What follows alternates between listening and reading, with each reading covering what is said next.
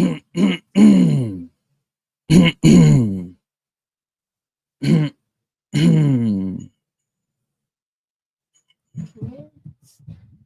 is it? This one? Yes.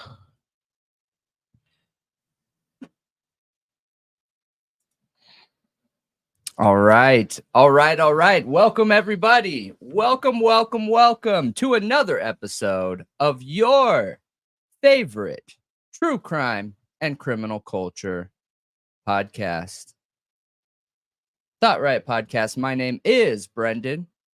And I'm Malia. Are you going to say welcome to the show? Welcome to the show. Welcome to the show. I mean, you started out with welcome to whatever we're on. And oh man, I don't think about what I'm saying that in depth. Okay. So I just assumed we were going to follow the regular routine and you were just going to say it after you introduced yourself. All right. I don't like the double welcome. It bugs me. Yeah, I can tell. That's why I try to continue it. All right. Welcome, everybody, for the third time. Welcome to another episode of the True Crime Talk Show brought to you by Thought Riot Podcast. You can find us on every major social media platform by typing it all the way out. Thought Riot Podcast all the way out. And we are on them all, everything, all at once, omnipresent, all over the place, on all facets of the internet. We are on every major podcast platform, all of them. I'm not going to go through naming them all, but you know the major ones: Spotify, Apple, Amazon, Google, everything. So hop on there, give us a search, give us a follow, give us a rating, give us a comment, and yeah, we appreciate you for it. So this is a viewer-led show. We get all of our topics from taking polls based on community interests. So, you know, anytime you're able to interact with us and let us know what cases you're interested in, or if you see our polls come through, hit one of those votes on there when they come through. That helps us out a lot. That tells us what we should cover. We also follow quite a few other poll sites that read, you know, interests and things like that into certain cases in the true crime community. So, you know, just stay active, keep sharing your input, your suggestions, your preferences, and we will continue creating content. And what are we getting into tonight? Well, first off, I want to give an update on a case we covered a while back, and that is Christopher Tapp. Christopher Tapp was the first one ever exonerated using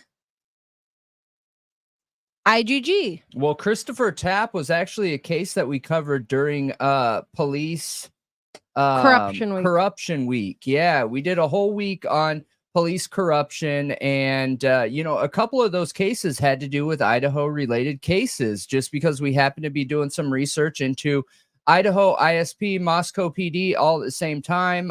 So yeah, I remember that one. Well, they arrested someone for the Las Vegas homicide? Well, hold on.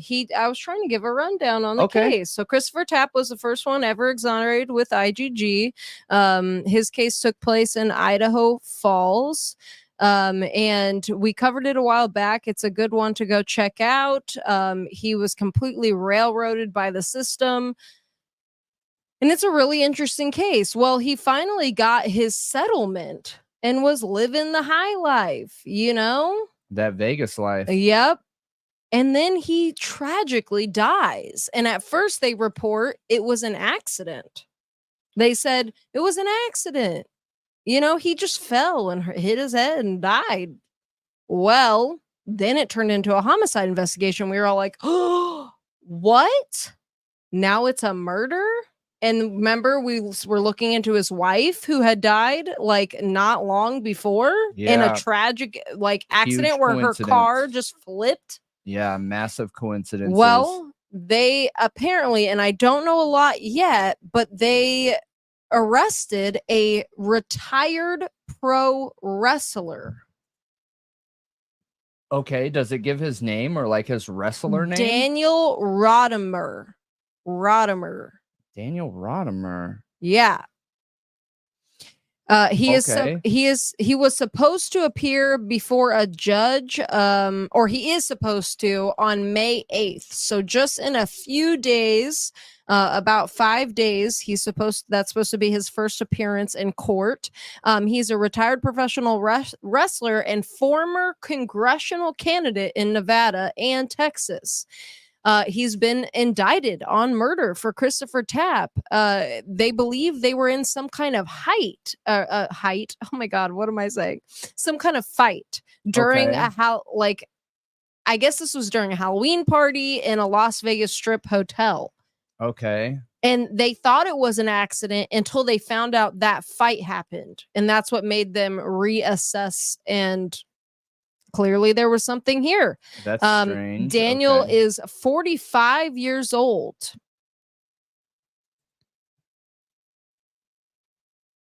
But he maintains his innocence. He's going to plead not guilty is what's expected, because he has defense attorneys, Daniel Chesnoff and Richard Schnaufeld, who are saying that he looks forward to his day in court because he is innocent.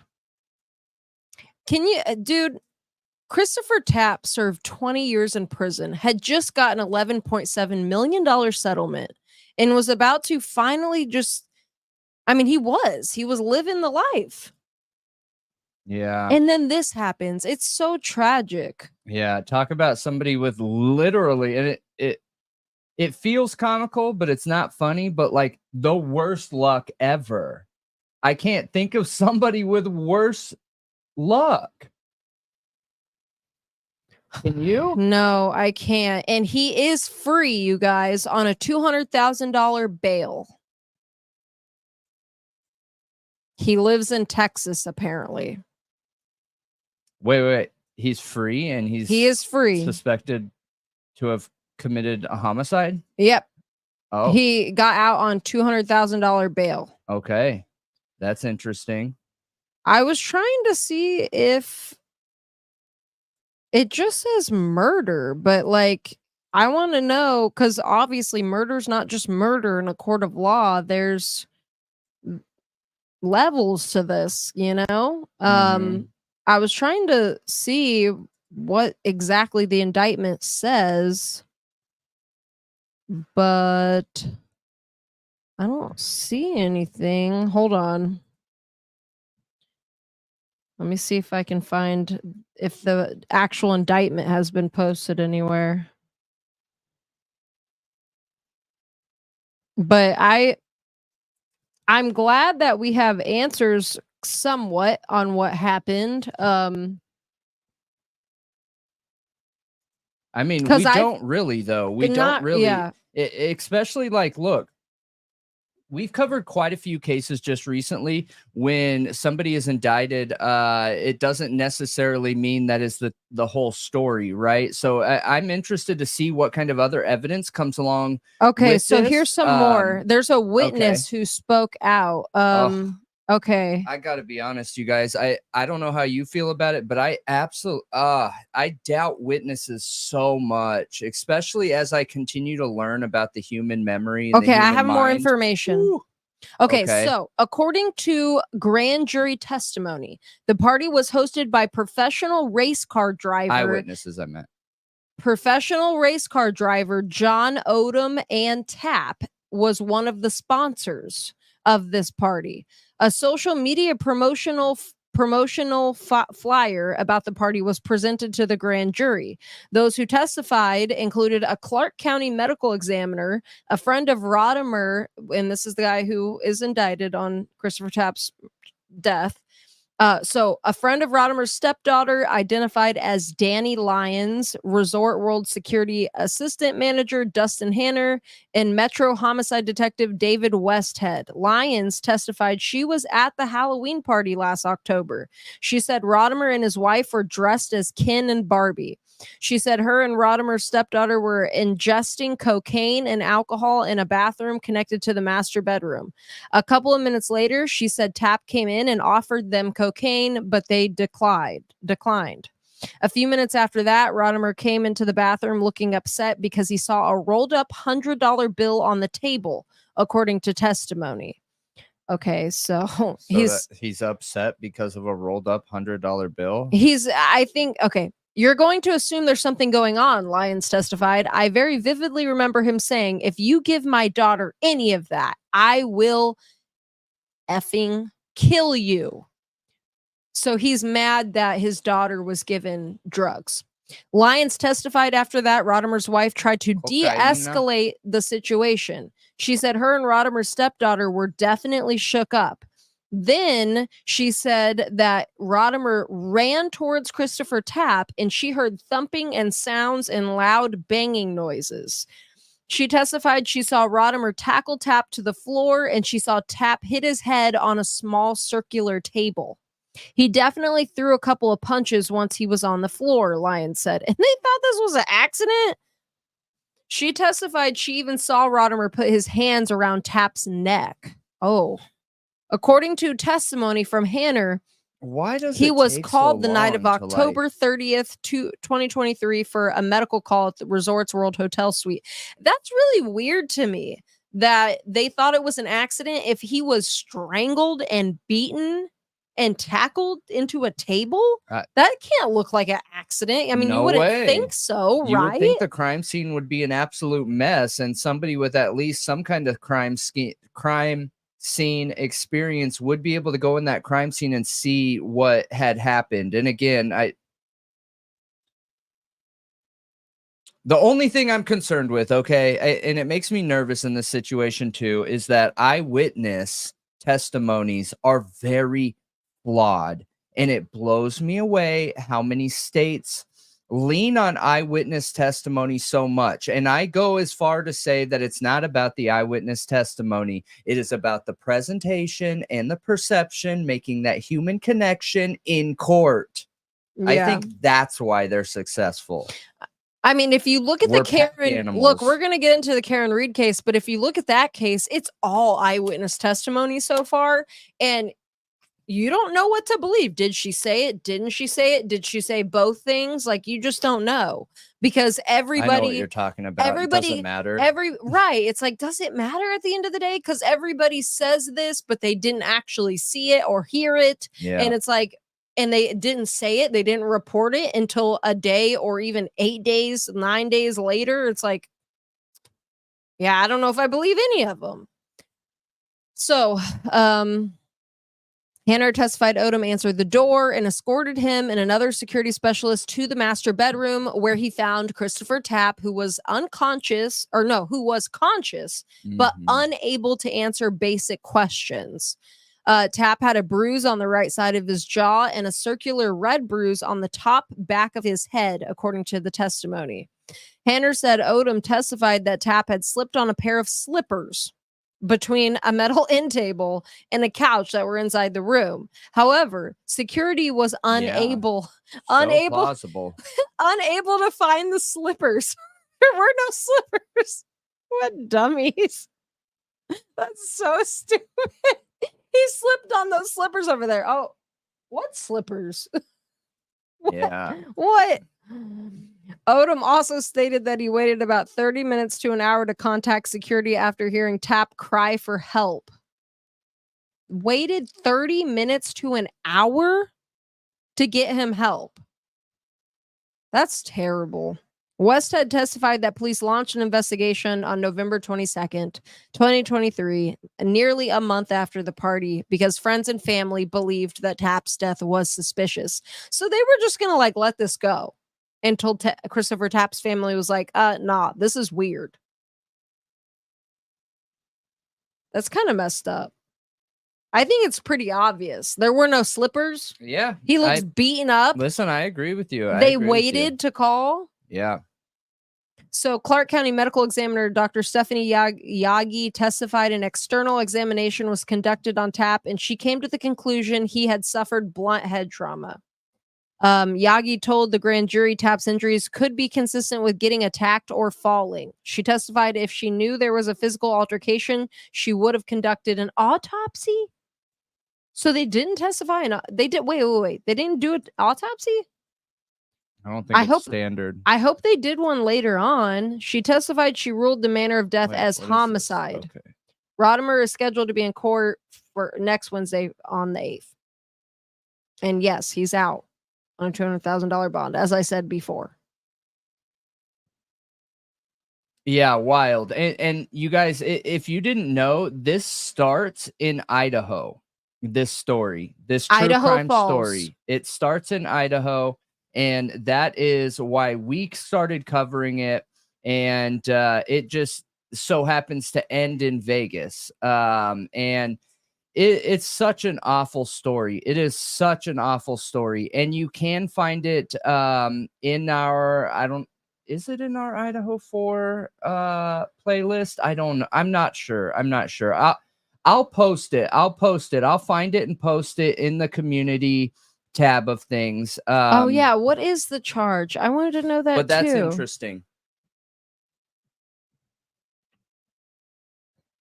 Interesting for sure. And I have a couple things it just says murder charge. I'll look more into it, you guys. When I looked at this, it didn't say like the specific charge. Willful, deliberate, and premeditated. So I believe it's murder 1. Yeah, I mean, that's the only... Yes, I believe it is murder 1, you guys. Because if they're saying it's willful and premeditated, that's murder 1. Yeah. So, yeah. Mm-hmm. Okay. Moving on. What's next? You said you had something? Yeah, we're getting into the Idaho 4 related updates here. We aren't going to go back into the hearing, you guys. We're going to give it another day or so to continue to think it over here. But there is some other information to get into when it comes to the Idaho 4 topic. Now, I did want to say, if you guys haven't checked out our Twitter, did you see what I posted on our Twitter? No. You didn't see this? No. Oh. Yeah, it's super funny. It was cracking me up because it... Oh, is that because... Did you look that up because I sent that thing to you earlier about stargazing?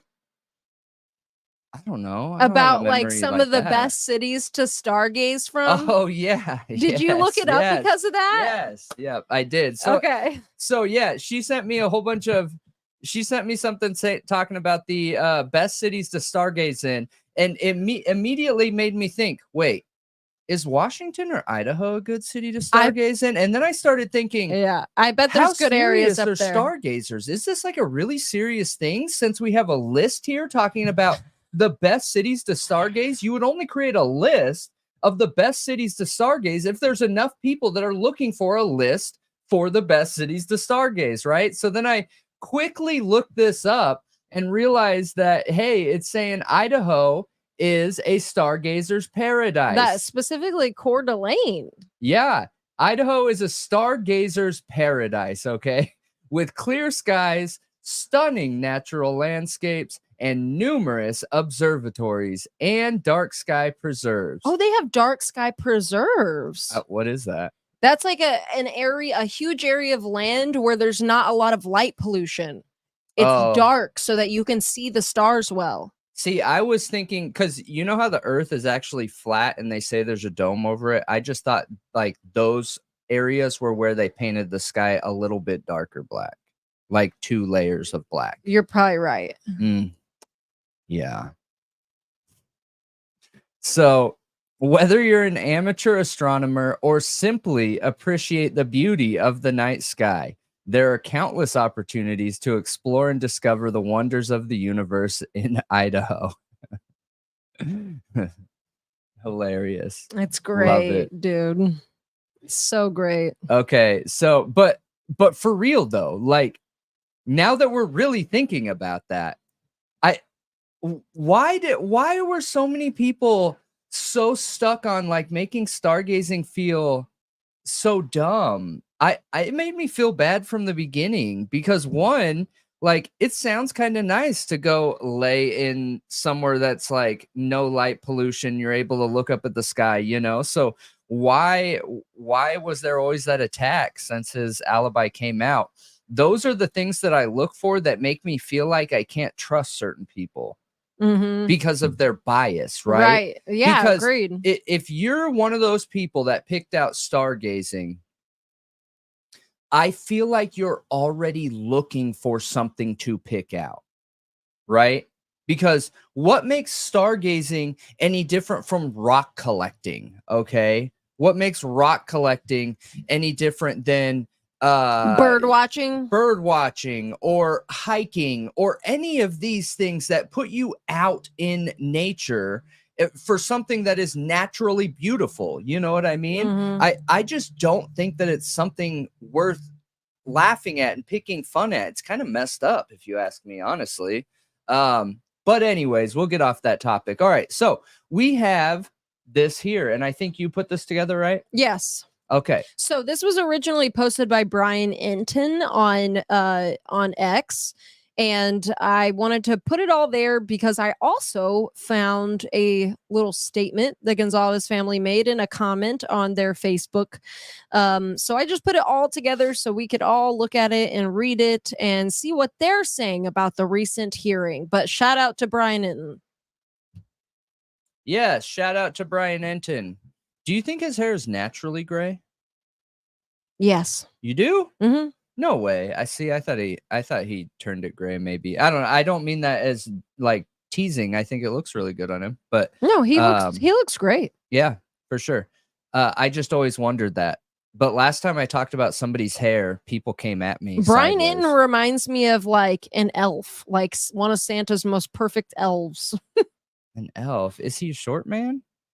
That's not why I think he looks like an elf. Oh. It's his cheeks. It's his face. He's just so like perfect. You mean it in a complimentary way, like he has a very he looks almost like a toy. He looks too okay. perfect. Okay. So yeah, total compliment. Yeah. If someone called me an elf, I would not take that as a compliment. But I understand where you're coming from now, and total compliment. Gotcha. Yeah. All right, so do you want to get into this? What is this? Give the rundown of this. So the Goncalves family sent this to Brian Enton, talking about the most recent hearing and their concerns and how they're feeling about it. So I'll go ahead and read through it, and then we can talk about what it says. Okay, after. So this is a response directly from the recent hearing 2 days ago. Yes. Okay. Yes. I haven't read these yet, so interesting. Okay. All right. So it says, discovery, exclamation point, emphasis. You have what we want. No, I don't. Yes, you do. No, I don't. Let's have a new hearing. Hit repeat. This banter has been going on for 17 months. Then once you get a hearing, you have a hearing about the decision that was made at the hearing before the last hearing, and there needs to be another hearing. This case is turning into a hamster wheel of motions, hearings, and delayed decisions. You guys, but that's every case. I'm sorry to say. No way. That's every case. I think this is worse than normal. I really do. Okay, not every motion needs a hearing. Not every motion needs a hearing, but they have a right to be heard. If they want a hearing, they have to have it, you know? Not every decision needs to take a month to decide. Can we just agree that, and I agree with that. I think judge takes too long to make decisions. Can we all just agree that this case needs to move forward and the judge needs to start setting hard deadlines in this case? Oh, and by the way, why do they keep kicking the alibi issue down the road? Well, let's have another hearing to discuss whether it is a full or half alibi. Such notice by the defendant shall state the specific place or places at which the defendant claims to have been at the time of the alleged offense, and the names and addresses of the witnesses upon whom he intends to rely to establish such an alibi. And he's quoting Idaho Code, Title 19, Chapter 5, Idaho Code, not rocket science. So what do you do if the alibi isn't sufficient? I mean, yeah, I don't know. Upon the failure of either party to comply with the requirements of this section, the court may exclude the testimony of any undisclosed witness offered by such party as to the defendant's absence from or presence at the scene of the alleged offense. Title 19, Chapter 5, Idaho Code. The next hurdle now will be the change of venue. Are the surveys to be relied upon? Will the state finally, at some point in the case, do a proper cross-examination of defense witnesses? I don't know. Right? Will the state present any witnesses? Will the judge decide before the end of the year or have a hearing on it? I know our statement sounds as if we are incredibly frustrated, and we are. We understand the justice system, and we want a fair trial for the defendant. But turning the case into a delay game serves no one's interests other than the defense. Does it? No, it doesn't. Once again, thank you all for your kindness and prayers for our family. And then if you guys look at the little part down here, it says somebody commented, hearing a lot about Bryan's rights. Ann Taylor is full of it. I believe Bryan is innocent, in quotes. Yeah, sure you do. And the Goncalves family page replied, I hate it. Can she just shut up already? Wait, what? Huh? Somebody said, hearing a lot about Bryan's rights, Ann Taylor is full of it. I believe Bryan is innocent, in quotes. They're mocking Ann. Yeah, sure you do. And the Goncalves family page responded, I hate it. Can she just shut up already? Talking about Bryan's rights. But in this statement, they literally said they care about his right to a fair trial. Okay. I just want to be really careful bringing this up, man. They get a pass because they are in grief. I agree that they get a pass. But my issue is with the person writing the comment above. All the people that go pile on this feeling of injustice for them, just making them feel worse about it. There's so many people who are like guilters who flock to their page just to talk crap on Bryan. What are the guilters called again? The no burgers? I have no idea. Burgers. I don't care. The pro burger, no burger. I don't know. You know what's funny though is over our last two videos, so many people commented, which dude, if you're calling us a pro burger at this point, you're either A, not watching our content really, or B, you have an ulterior motive. That's all it really is. Yeah, because you should know by now that we want him to be guilty.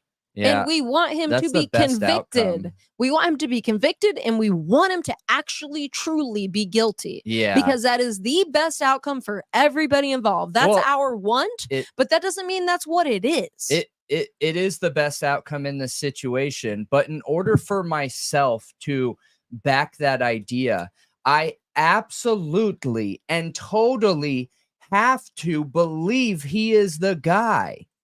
And that's not that is the whole premise of innocent until proven guilty. Like, that is the premise. Okay. I don't have enough information to tell you guys wholeheartedly that Bryan Kohberger is innocent. What I do have enough information of is to tell you that this investigation sucks, and all the law enforcement officers that have been involved so far, based off what I'm reading, you know, the accumulated evidence, sorry, but it was a really poor job. So it makes me nervous. Am I ever going to be able to truly know if Bryan Kohberger is guilty or not? Not with the current evidence we have. You know what I mean? Mm-hmm. Really, not with the current evidence that we have. And I think that's just a really sad day that you have such a heinous crime and you have law enforcement officers that feel like they messed it up bad enough that we don't we aren't going to be able to tell if he's guilty or not. I'm just hoping, man. I'm hoping. Look, I mean, they have some good points in that statement, though. I mean, maybe I shouldn't have taken it. Maybe I shouldn't have taken it off the screen. In the Goncalves statement? Yeah. Like what? Like the fact that the only one I agree with is that that they are continuing to have a hearing about a hearing about a hearing. Yeah, like the jury survey, that could have been one hearing had they had their stuff together. Correct. And what I'm doing is I'm taking their explanation of this hearing about a hearing about a hearing, and I'm adding my context to it. When I watch the hearings, and all I'm hearing is, this is such a complicated case. This one's so hard. It's so in depth. There's so much to it. Like, okay. There comes a time where you stop complaining about it and you just do it. Let's get real here, okay? Right, and we are at that time. We are 2 years in at that time that everybody in the world and their mother, father, grandparents understand that this is a complicated case. And it's a complicated case, I think, because the evidence wasn't gathered efficiently enough to have a very straightforward argument. But there's no getting around this. There is pulling up your boots and your pants and just charging through it the best you can. And that is it, man. And the best way that they can do it is to take it. I don't know if it was Ann Taylor's idea or Judge's. I don't care. But what they need to do is they need to put bi-weekly hearings on, okay? And everything that they talk about needs to be finalized by the next hearing, and by that hearing they are going to set the stage for the next context of thing that they're going to be covering, and it needs to continue like that. One thing brought up, one thing closed, next thing brought up, next thing closed, next thing brought up, next thing closed, and it's just going to happen linearly. Otherwise they're going to get nowhere, okay? Right. But I am curious about, does the state actually want this? Do they want that? Do they want what? Progress.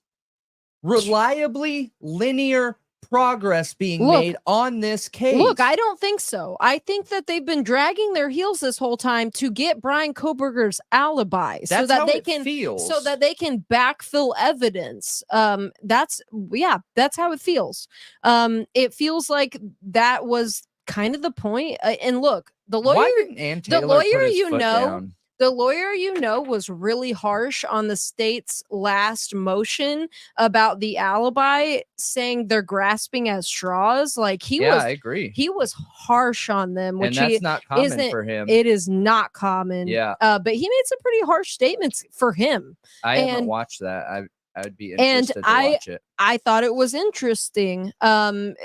Look, I feel like we've all been feeling like Bill Thompson is grasping at straws and that he is flailing in court and he's having like tantrums. Like he doesn't seem like he's got it together. Okay. I've said this a million times. He needs to hire someone. Bill Thompson, if you watch this or somebody watches this that knows Bill Thompson, if you want to actually be able to stand on your own 2 feet in court, you need to hire someone to teach you how to speak publicly, because you're just not cutting it, my friend.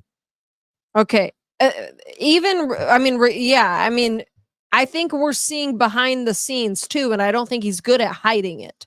I really do think that they were waiting on that alibi for a reason.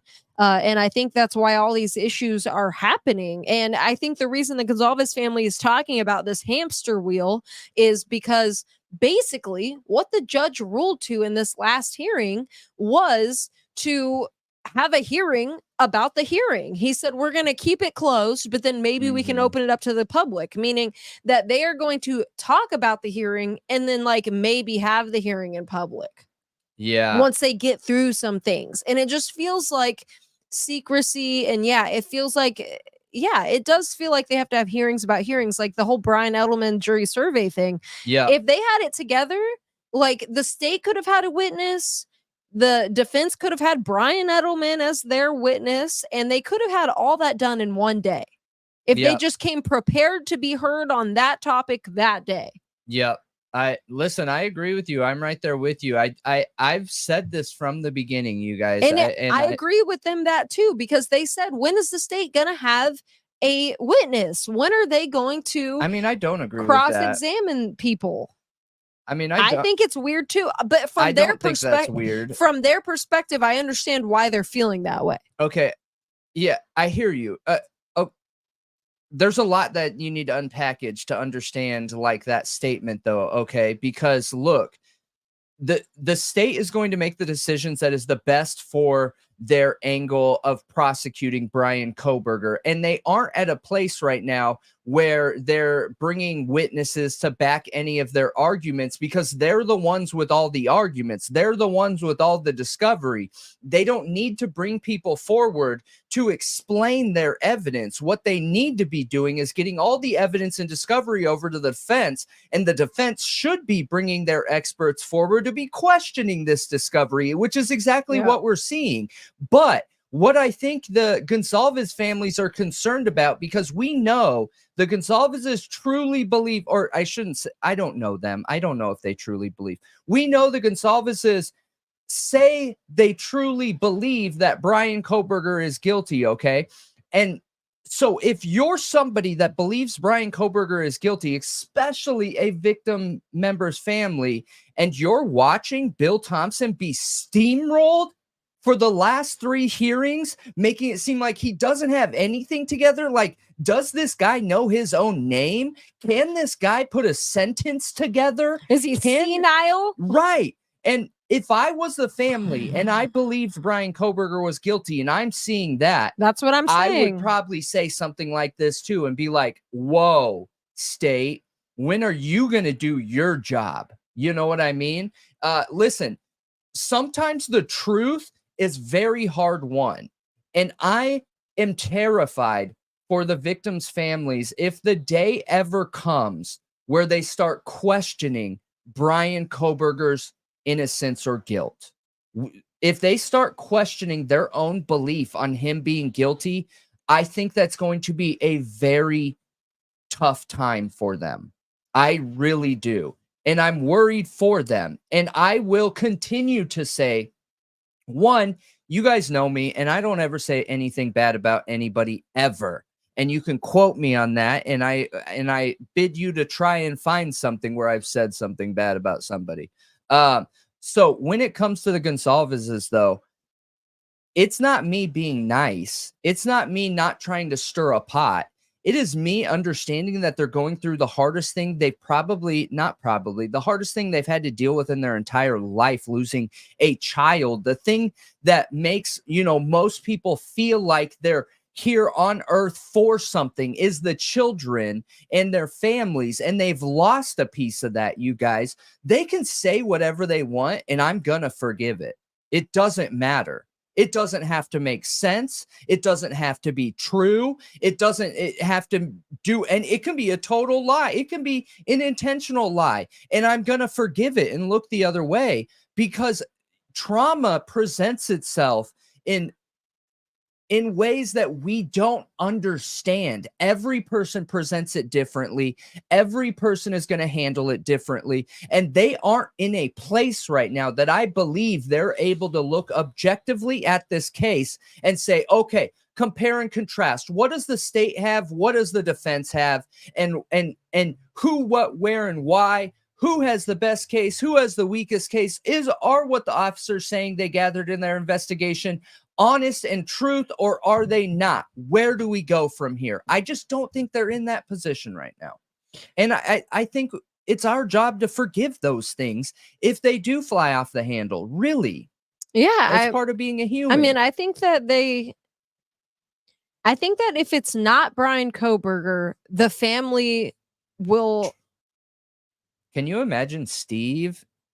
I just think that they need that. Look, humans need somebody to blame it on. They need somebody to be like, it helps supports closure. Right. They're the reason my daughter's gone and they're going to be punished. They need that for closure. They need it. Yeah. Or else, I mean, look at any victims' families who have no closure for many, many, many, many, many, many, many years, if ever. It's hard. Yeah. Look at Shannon Gilbert. Yeah. Her sister murdered her mom after all of that. Yeah. Yeah. Yeah. I Like, agree. I think we need to be overly understanding. We and do. overly forgiving. And I listen, I feel weird commenting about their experience at all, because I've never been in a position like that where I've had something that, you know, we can only assume there is a certain level of love there that is unmeasurable and unimaginable unless you have children of your own. And this child of theirs was at the point where they were starting to spread their own wings and starting to build their own life. And that was robbed from them. All the work and time and love and care and concern that parents are here for their kids and invested, you know, multiple decades into, and that was taken from them. It's super sad. It's super traumatic. And listen, I just will never, you guys, I know some people feel different that watch us, and that's okay. Some people really question and doubt the Goncalveses, and there are some people that really think Steve is driving a narrative here. I just can't get on that. I can't do it. Even if he's driving a narrative, like, it's out of trauma. Agreed. I agree with you. I agree with you. It's not out of this malicious, no, like, being a bad person type of thing. Like, I don't believe so. No, either. it's trauma, it's grief, it's needing the answer to be this, so it's that needing somebody to blame. It is. Yeah, that's what I said. Yeah. They need somebody to blame. And I think if any of us were in their shoes, we would feel probably very similarly. And I know it's hard to imagine, but I mean, I would probably feel very similarly. But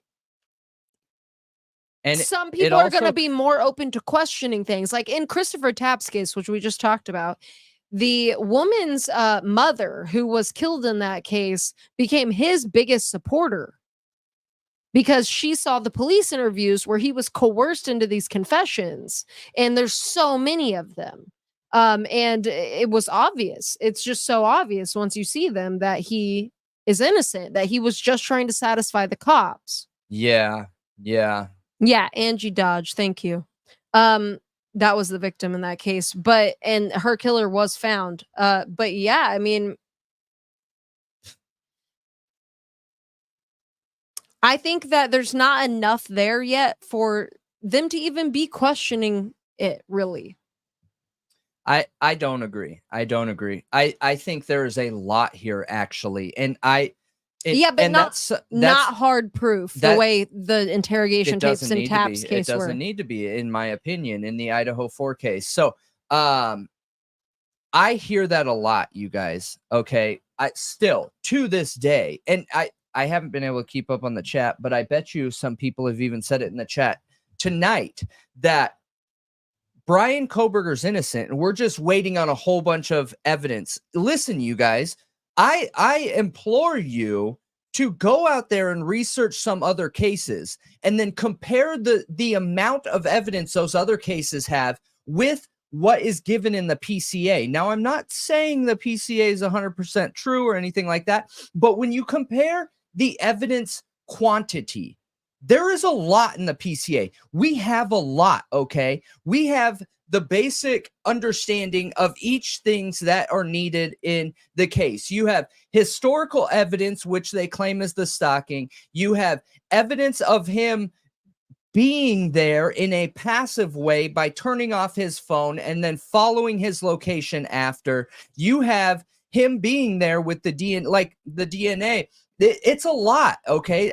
What else is going to be hidden? Like, what else are they going to pop out on us? Those are all the things you need to convict somebody, you guys, and they're all there. However, a majority of them don't add up, but it doesn't change the fact that they were shared, okay? And if they're shared, then what else are we expecting to see? We know there's no evidence in his car. We know there was no evidence in his apartment. So what other evidence are we missing? Are they going to try and connect cuts on his body and claim that, you know, that is evidence? Are they going to say that, you know, something was found at his house? Because that's one area we don't know for sure if they found anything. We have heard they found nothing in the car. We've heard they found nothing in his apartment. We have no idea what is claimed to have been found connected to this crime from his parents' house.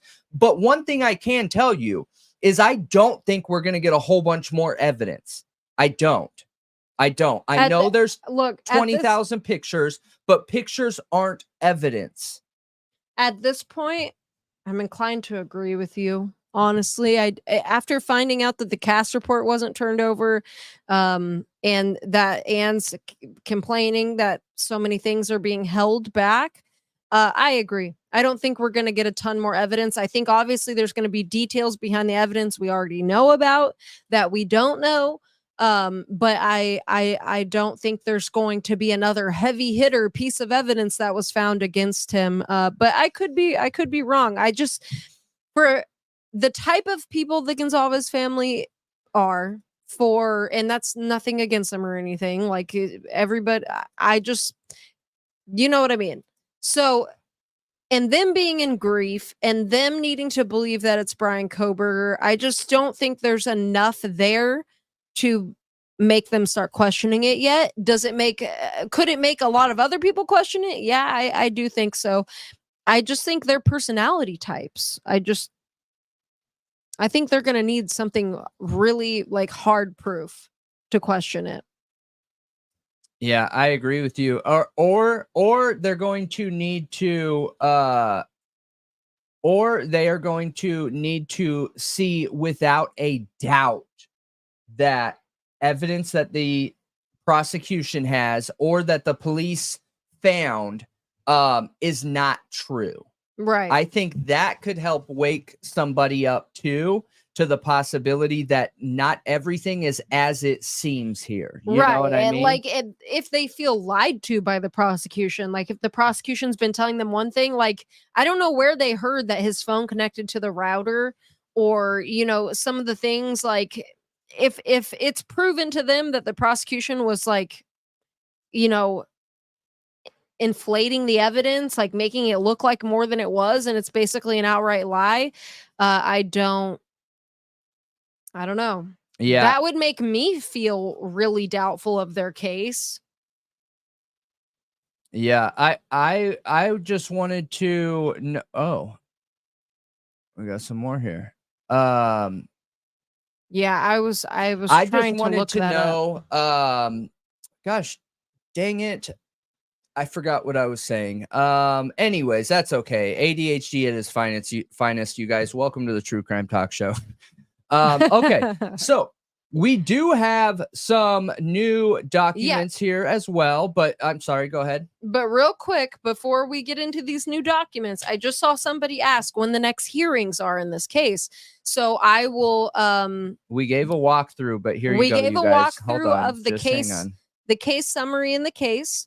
If you go to the docket, you will see at the top where it's right under Bryan Kohberger's name, it'll say case summary. You scroll all the way to the bottom of that document, and it'll show you all the upcoming hearings, and if they're open to the public or if they're sealed. This is the docket, you guys. Okay, you go to important dockets in the state of Idaho. It lists the state of Idaho versus Bryan C. Kohberger. Now, just before the first document here above the affidavit, it has case summary. When you click this right here, it is going to open you up to this right here. Okay, and when you there's a lot here, so when you scroll all the way to the bottom,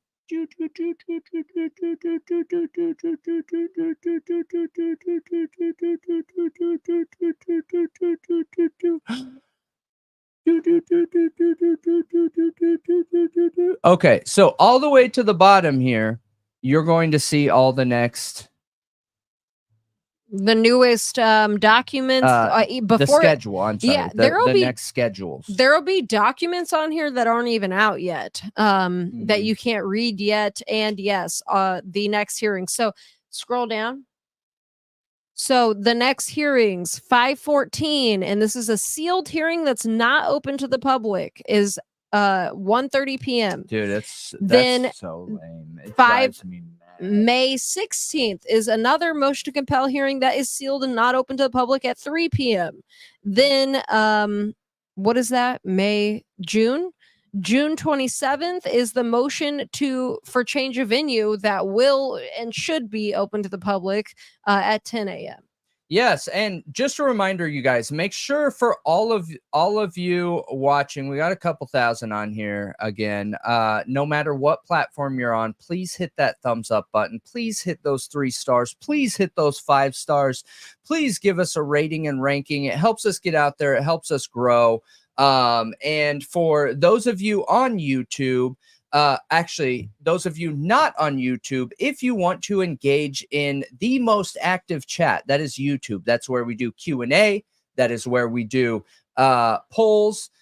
We just don't have the same user-friendly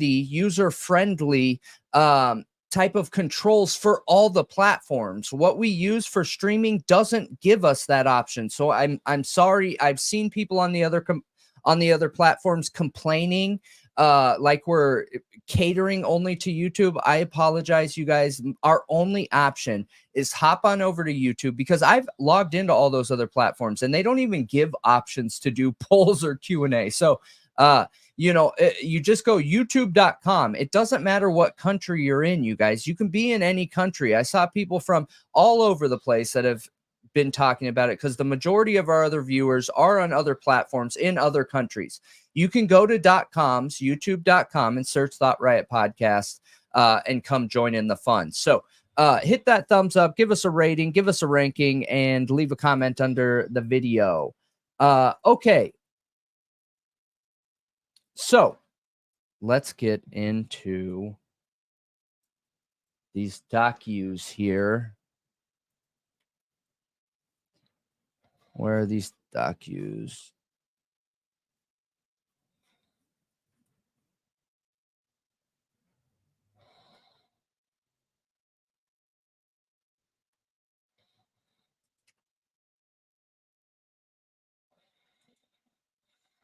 Yeah, I saw that comment. What? Nothing.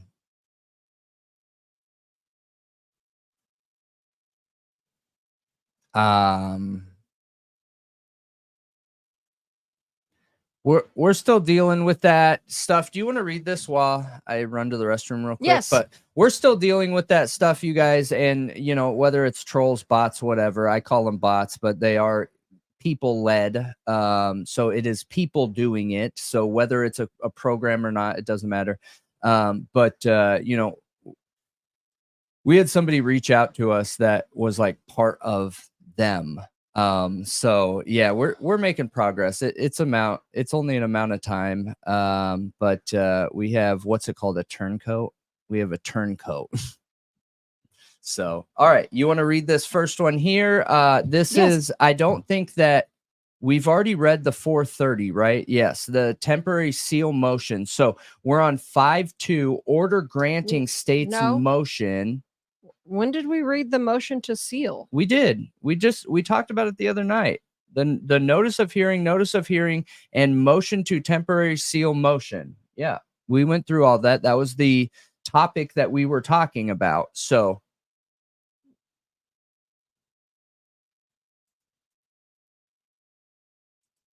all right, I'll be right back. Okay. All right, so order granting states motion to close the May 14th, 2024 hearing.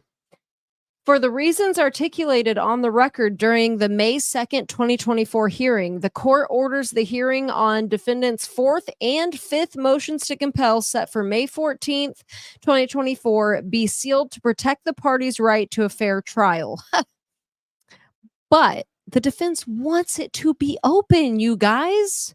And they feel like it doesn't violate his right to a fair trial. Instead, closing the hearing is violating multiple of his rights given to him by the United States Constitution. All right. During the hearing, it is anticipated that the parties will discuss specific items of discovery that may or may not be admissible at trial. The disclosure of such evidence to the public at this stage of the case is not appropriate and may prejudice the jury pool. All right. Further, the parties have stipulated that all attachments to discovery request and responses be filed under seal pursuant to ICAR 32, and there's several subsections, and IC 74-124 subsections, because 1, the documents contain facts or statements that might threaten or endanger the life or safety of individuals. 2, it is necessary to preserve the right to a fair trial. And 3, disclosure would constitute an unwarranted invasion of personal privacy. The hearing on May 14th, 2024 will deal directly with various attachments to discovery request and responses that are sealed. Okay. Interesting. If issues arise that should not be sealed and should be addressed at a public hearing, the court will hold a separate open hearing at a future date to ensure the victims' families have prior notice and an opportunity to be present at any open hearing. The hearing on May 14th, 2024 will not at any time be open to the public to ensure the victims' families are afforded every right under Article 1, Section 22 of the Idaho Constitution. The hearing on May 14th will not at any time be open to the public to ensure the victims' families are afforded every... Okay. Okay, so they're basically saying that they may have an open hearing on it that is PC for all of us.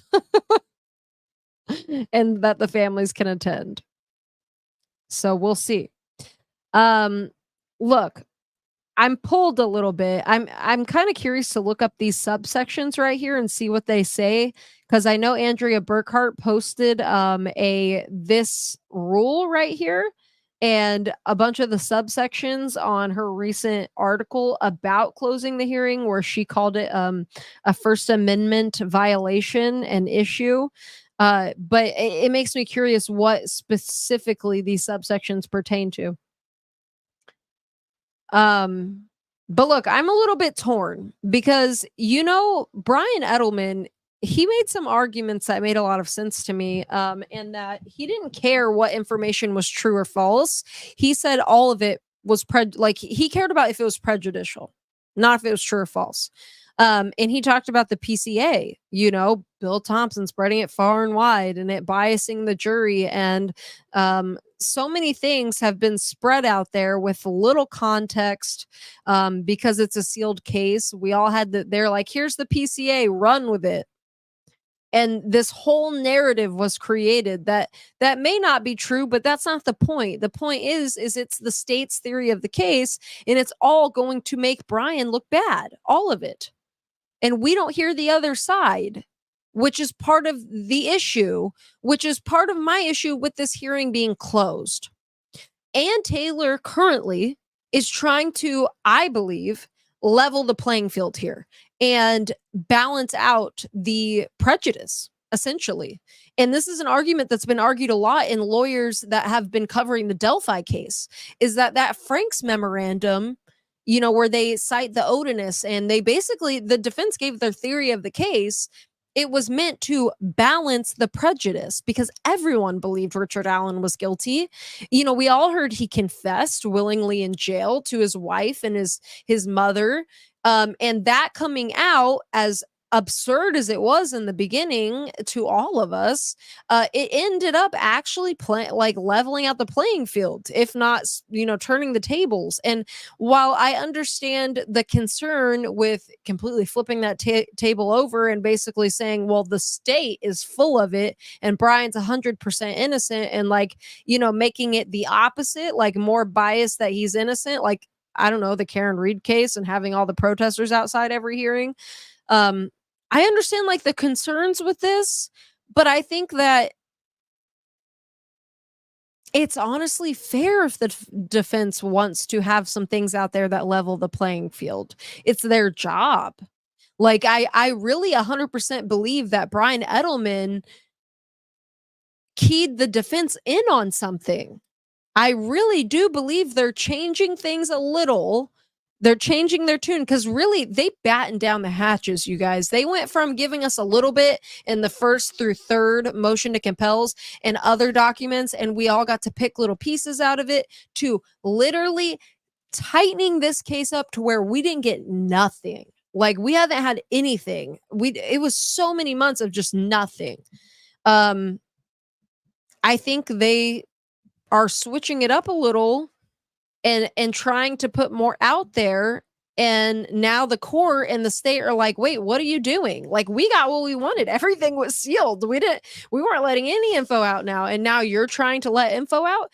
And the reason they're doing it, I think, it's to level the playing field. I really believe that's what they're trying to do. I'm right there with you. And that's why I have an issue with this hearing being closed partially. The other part of me is like, well, I also understand that mainstream media takes things and runs with it. And every hearing that has been had recently, you guys, mainstream media has been covering it so biased. Like they have since the beginning of this case, saying that Bill Thompson, proved that Anne was biasing the jury pool against her own client. That's what mainstream media was literally reporting, is that Ann Taylor was biasing the jury pool against her own client. Yeah. And that the state showed her up. So, yeah, I guess I can see a little bit of concern on the judge's part. And this is the other, me playing devil's advocate. The flip side, why I'm kind of feeling torn, is I understand that the judge has to weigh that too. And that, it could look bad on Bryan Kohberger if some of these things came out without the full context, just like the PCA and, the media running with it. But here's the thing. The defense wants this. Bryan wants this. And this isn't a PCA that's only the state's theory of the case. There is the defense there in court talking about all of this, providing witnesses. So, yeah. It's a little bit different. I have seen quite a few comments lately, you guys, going a little hard on Judge. And listen, a judge is there to make sure that there's no bias going on between the defense and the prosecution. However, when we're looking at this realistically, who do you think has the most interactions with the judge? The state. Lead investigators, prosecutors. Like, these are people they see every day. Mm-hmm. So in a perfect world, in a perfect Brendan totally objective world, right, would there be any bias whatsoever in these decisions? No, there wouldn't. That would be great. And I think that's what our whole justice system was built on. However, taking into account, I think that it's pretty normal to see judges continue with a certain level of concern when things don't seem like they're what they should be. You know what I mean? And that's not an excuse, but the reason why I'm saying that is because I understand the concern from Judge. I don't agree with it, but I understand it. You know what I mean? Mm-hmm. That if I can understand why someone's making a decision, even if I don't agree with it, it makes it a little bit more palatable for me. Yeah. And thank you very much, Sarah. We appreciate that. That was a nice comment. I just randomly saw it. But yeah, thank you. So do you understand what this is about at all? Like, no, give me a quick one. So he's just explaining why this should be sealed, the hearing. It's just a written decision. And he says that these specific pieces of discovery that may or may not be admissible at trial disclosure of these will to the public, basically in a public hearing, isn't appropriate and may prejudice the jury pool.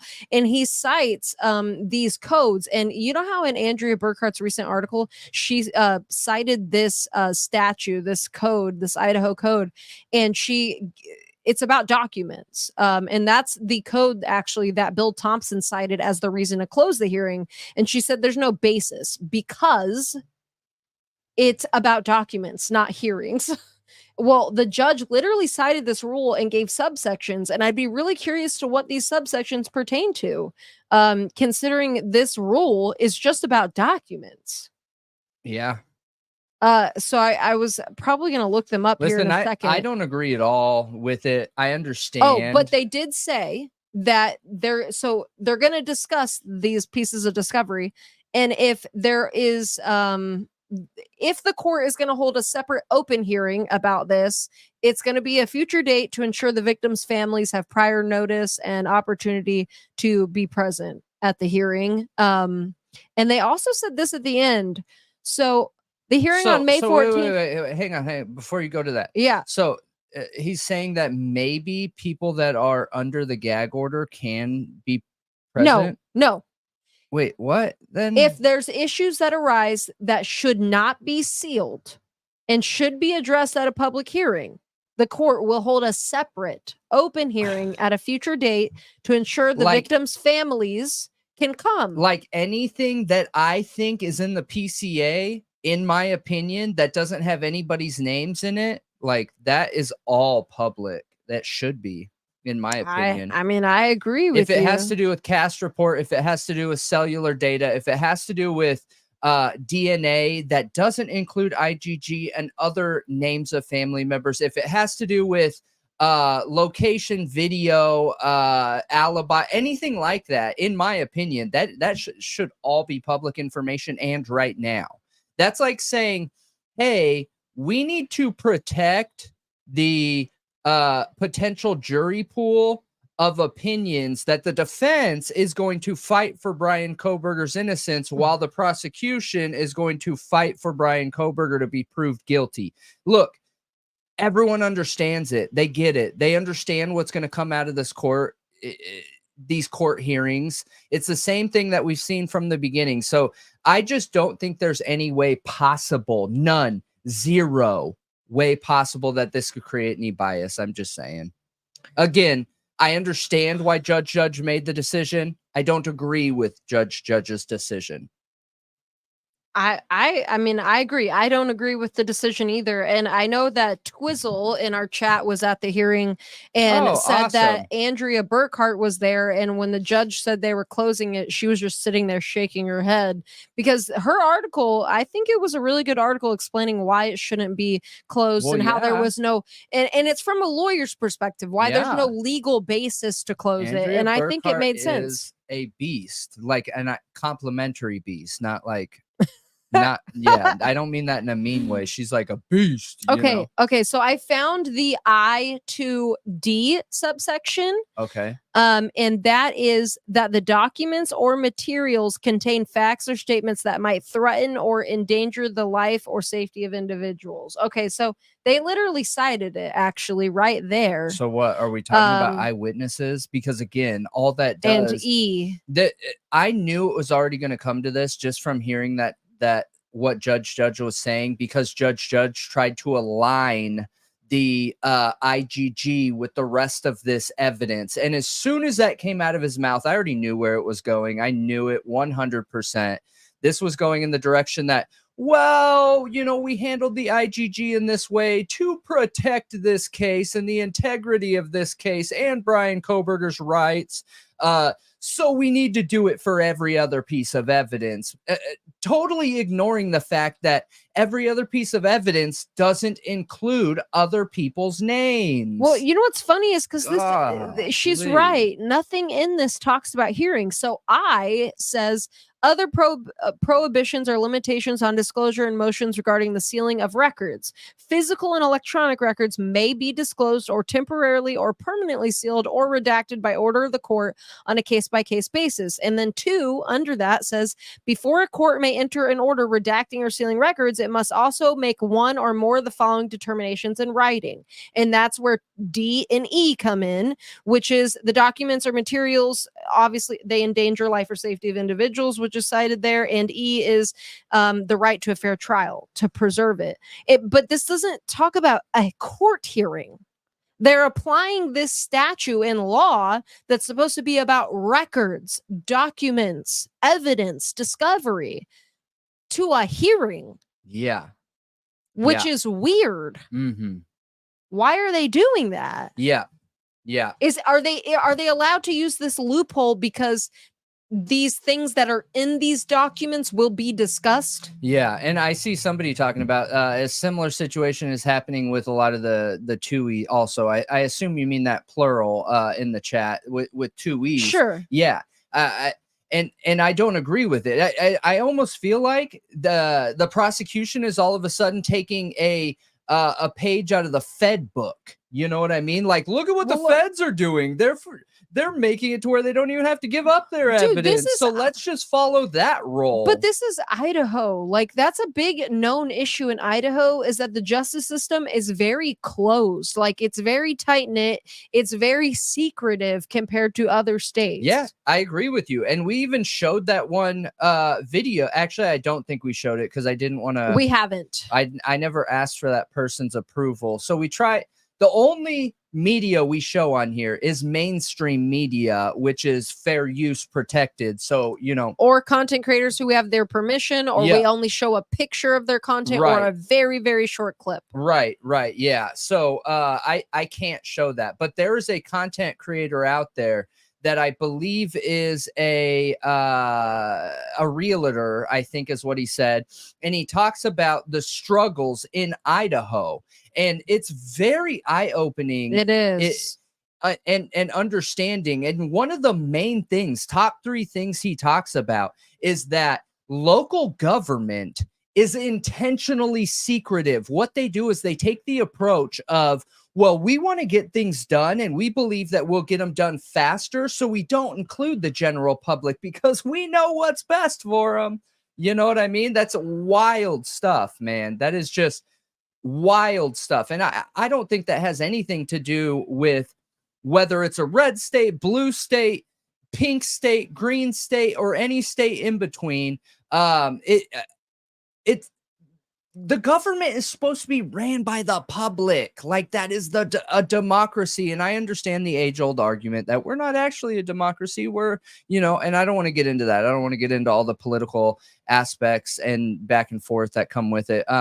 But regardless, our government is there to serve the people. That's the whole point of it. The people don't serve the government serves the people. So in my opinion, they should be including the people in these decisions. And I think it's wrong. And I think it's a mistake to do anything other than that. We have not read this. So super sticker coming through. Laureen, am I saying that right? Laureen? Thank you, Laureen. We appreciate you so much. Love the super sticker and super happy that you're here with us. Thank you. Thank you. Yes, it's very generous of you. Thank you. What are you saying we have not read? What is this? This is the motion to temporarily seal. And you said we read it, but we have not. No, this you is said new. we read it. No, you did. No, I blame you. I was saying we didn't read it. And you were like, yes, we did. You guys, we did look, read it just the other day. Look, this is real. I'm sorry. I apologize, but look at how jacked up this is. Okay. So sorry about that, but let's get to it. Okay. Is that too much? It's always too much. Okay. Oh.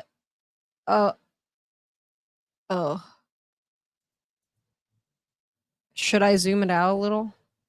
Yeah. Okay. All right. So, motion to temporarily seal motion and order for issuance of subpoena ducis tecum and subpoena. What? I don't know. I'm gonna have to look up that term because I don't know what that means. Mortal Kombat. And subpoena ducis tecum pending hearing. That's definitely a finisher. Oh goodness. Fatality. A ducis tecum fatality. Yep, it is. Oh gosh.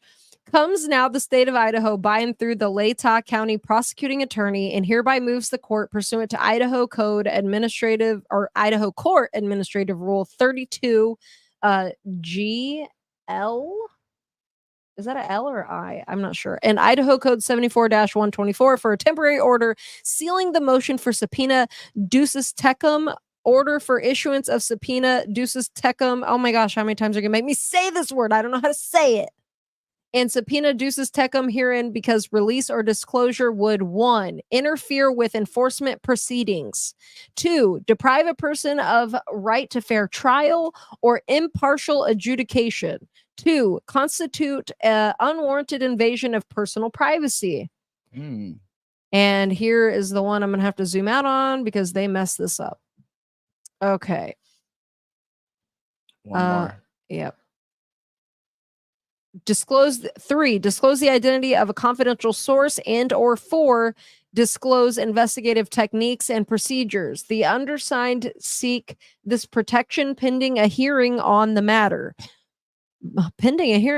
Okay. Wherefore the state respectfully prays that the court seal from public disclosure the motion to subpoena ducis tecum, order for issuance of subpoena ducis tecum, and subpoena ducis tecum herein and under the provisions of Idaho Court Administrative Rule 32 G1, I think it's a 1, and Idaho Code 74-124, respectfully submitted the 30th day of April. William W. Thompson Jr.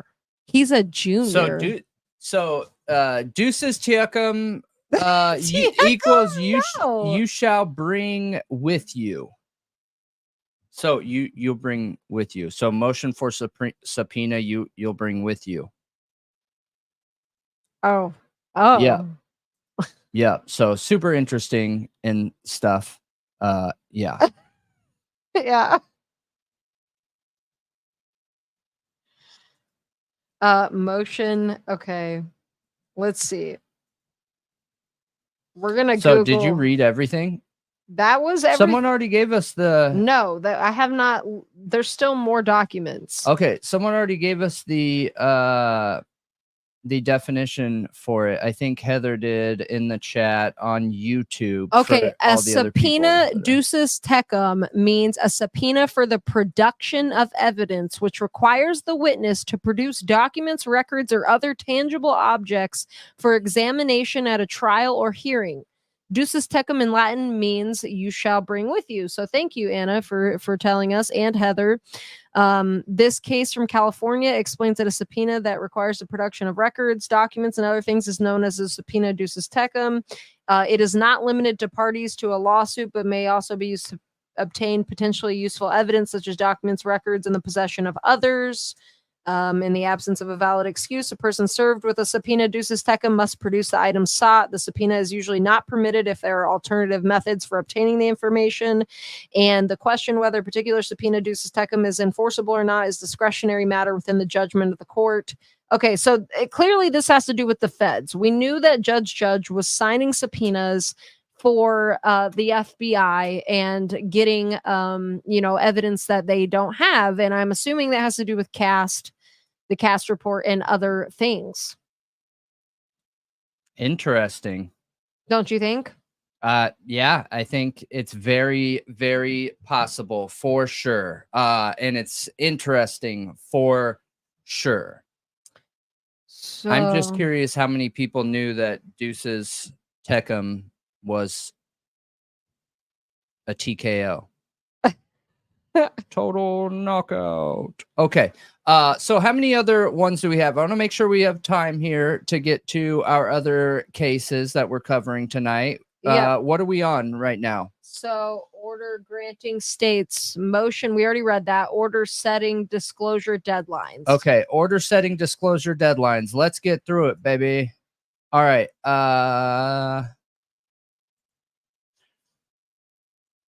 All right, so this is State of Idaho versus Bryan C. Kohberger. Based on the May 2nd, 2024 hearing, the court orders the following. Any witnesses, including experts, expert reports, a summary of what each witness is expected to testify, and exhibits the defense intends to present at the May 14th or May 16th hearings on defendants' 4th and 5th motions to compel must be disclosed to the state and filed with the court no later than May 7th.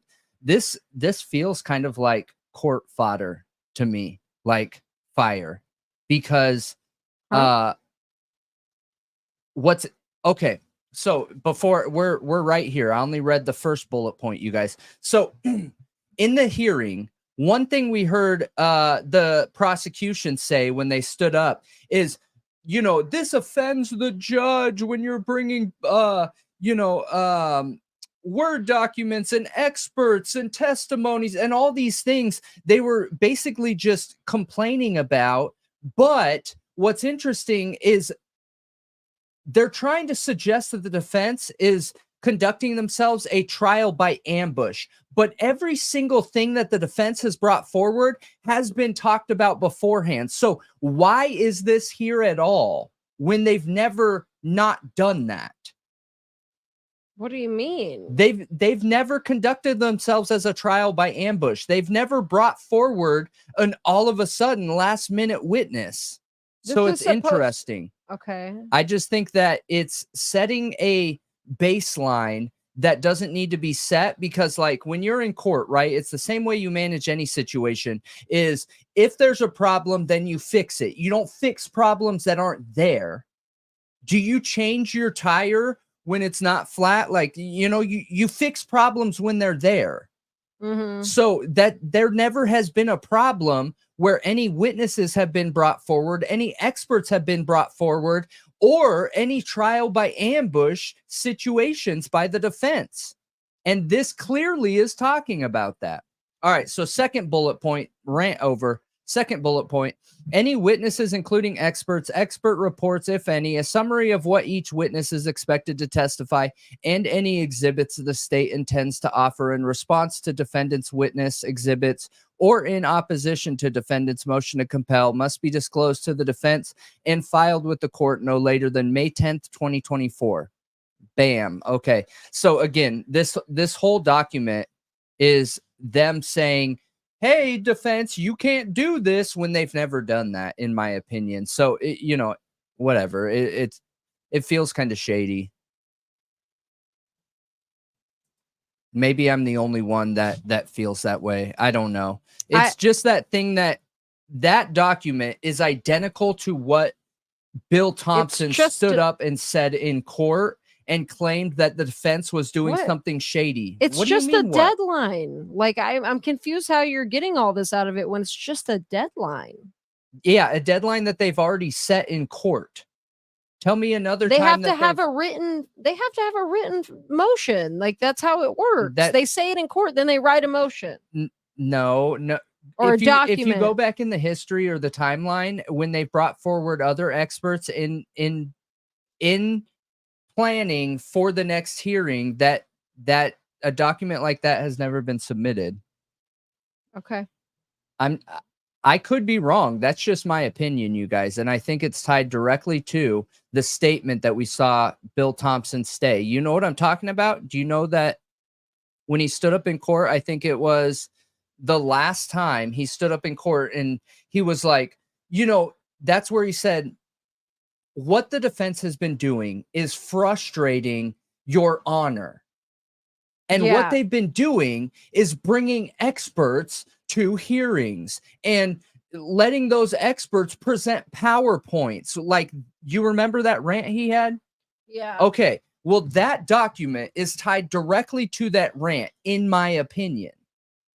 When, again, what has the defense done that's wrong? The defense submitted the questionnaire for the expert. I think this has to do with the PowerPoint. Okay. I think that's probably why. But because they had the PowerPoint. That's what I'm saying. No, the prosecution had it. No, it was given to them literally right before the hearing. I mean, and that was one to go back and look at it, but I thought it was the day before. No, it was the morning, because they worked late into the night before that hearing, getting that PowerPoint together, and they gave it to Bill Thompson that morning. Okay. And he complained that he didn't have enough time to prepare. he didn't have enough time to have like a witness to go against. That was his complaint, which he was never going to have a witness to go against Bryan Edelman. Yeah. You're selling my point right now of what I'm talking about, where it is grandstanding. Like, it's just complaining for the sake of complaining when there wasn't any good faith way to work around that. Right? So if the defense didn't have any way to not do that, did they? They could have had it done before the last hearing. For whatever reason, they didn't, though. The last hearing, she was going to have Bryan Edelman come on, and for whatever reason, it didn't happen. Like, they probably should have had that done before the night. Okay, but they didn't. Okay, but they should have, and a deadline prevents that from happening. Okay. So I don't see a problem with the deadline. I do. I don't. Because again, they should be having deadlines. Deadlines will get this case on track. That's a good thing. Yeah, I hear you. I just don't think that's what it's about. I don't agree. Deadlines need to happen. Yeah, but that's not about the deadline. That is defining how the defense is going to conduct themselves by submitting evidence and witnesses. That is not specifically about the deadline. Okay. Otherwise, all that stuff wouldn't have been in there, and Bill Thompson wouldn't have stood up in court and complained in that way. Okay, I guess.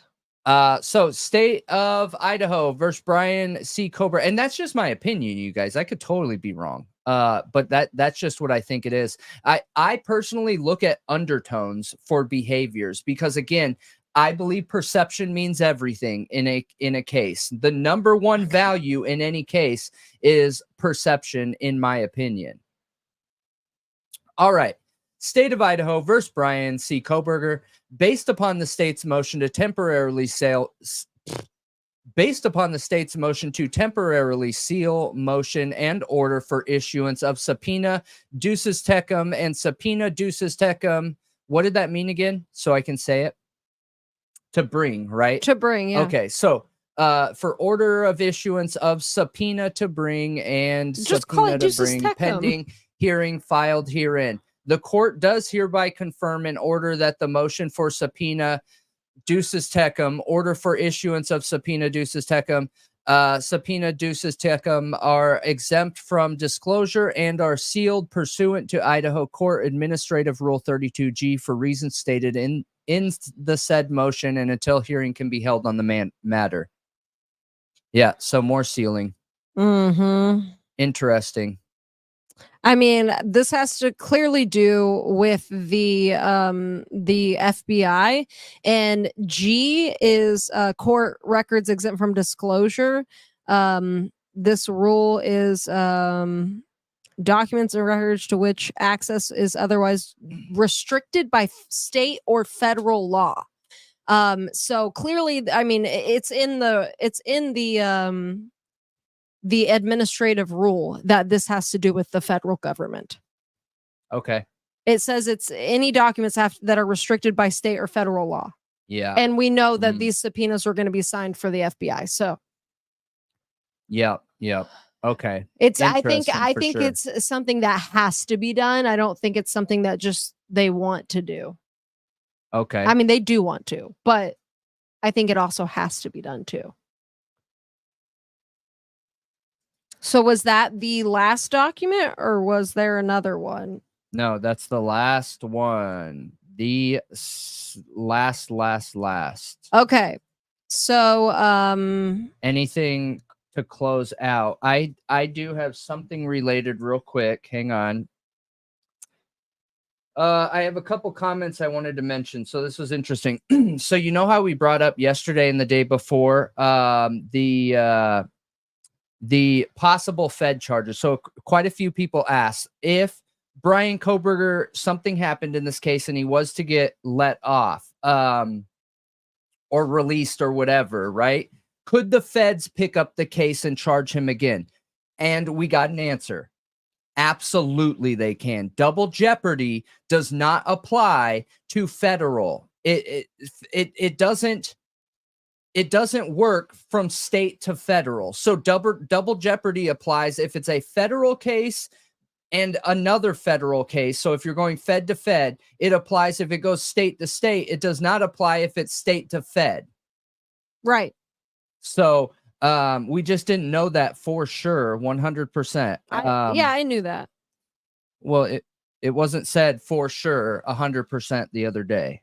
I mean, I was pretty sure, but because it's been pulled up and talked about before. There was a lot of talk about this for a while. Well, I didn't get that from what you were saying. So I think it's important that we clear it up. No, I think it's important that you bring it up. Yeah.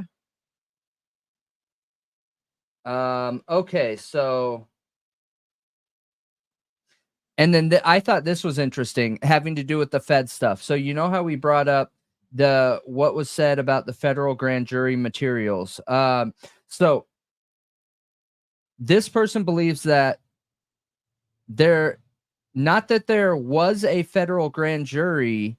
If there was a federal case on someone, the state relinquished. What? Hang on. Who believes? Is it a comment?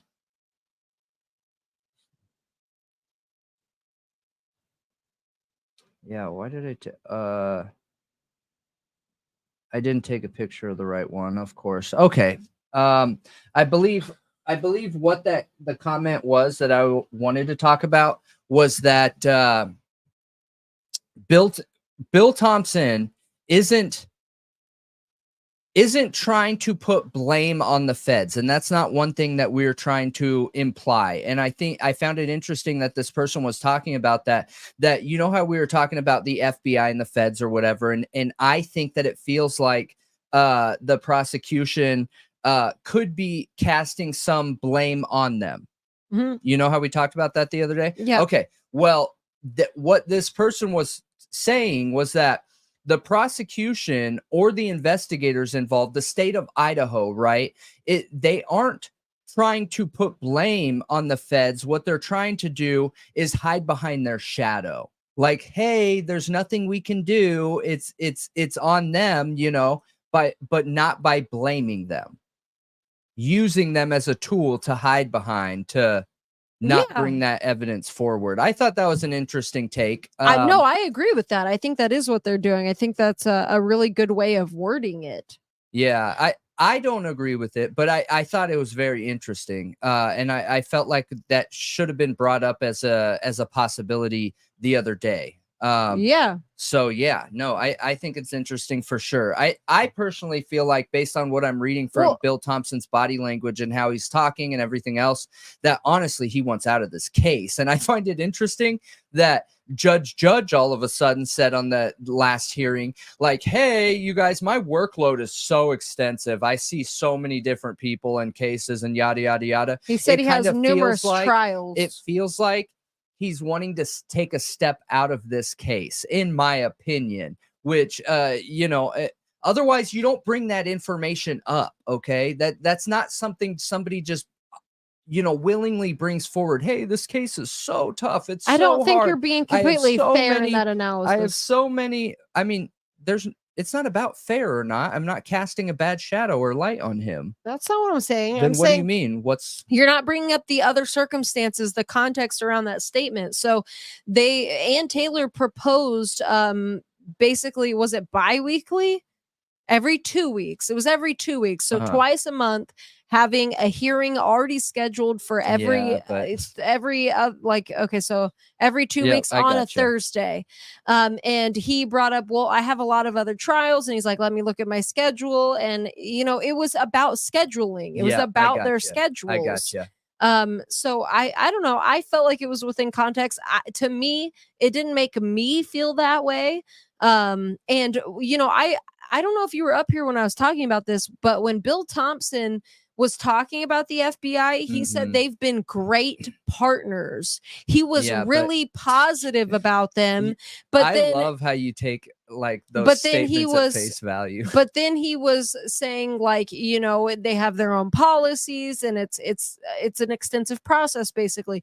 So I think him hiding behind their shadow, I agree with that. Yeah, I see, this is why we make such a great partnership here, because like when we're looking at stuff like that, you're so good about taking what people are saying at face value and applying it to the conversation. Whereas myself, being a salesperson, I'm looking for signs of true meaning behind what's being said. So in my opinion, when I was listening to Judge and what he was talking about in that conversation, there wasn't a place for him to bring that up, in my opinion. None of his other caseloads are as big or as important as this case. There is nothing else that he's working on that has as much monetary investment as this case. There is nothing else working on that a career hinders on as much as this case. That's true. So for him to bring this forward, in my opinion, I heard that and was like, whoa, red flag. Okay, we're going to be talking about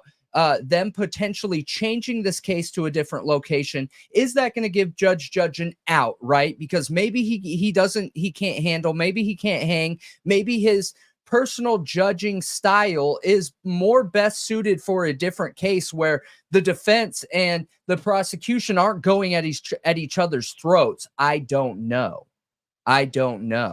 But what's interesting is that I feel like there is a little bit of at least opening the door for possibility being laid out there.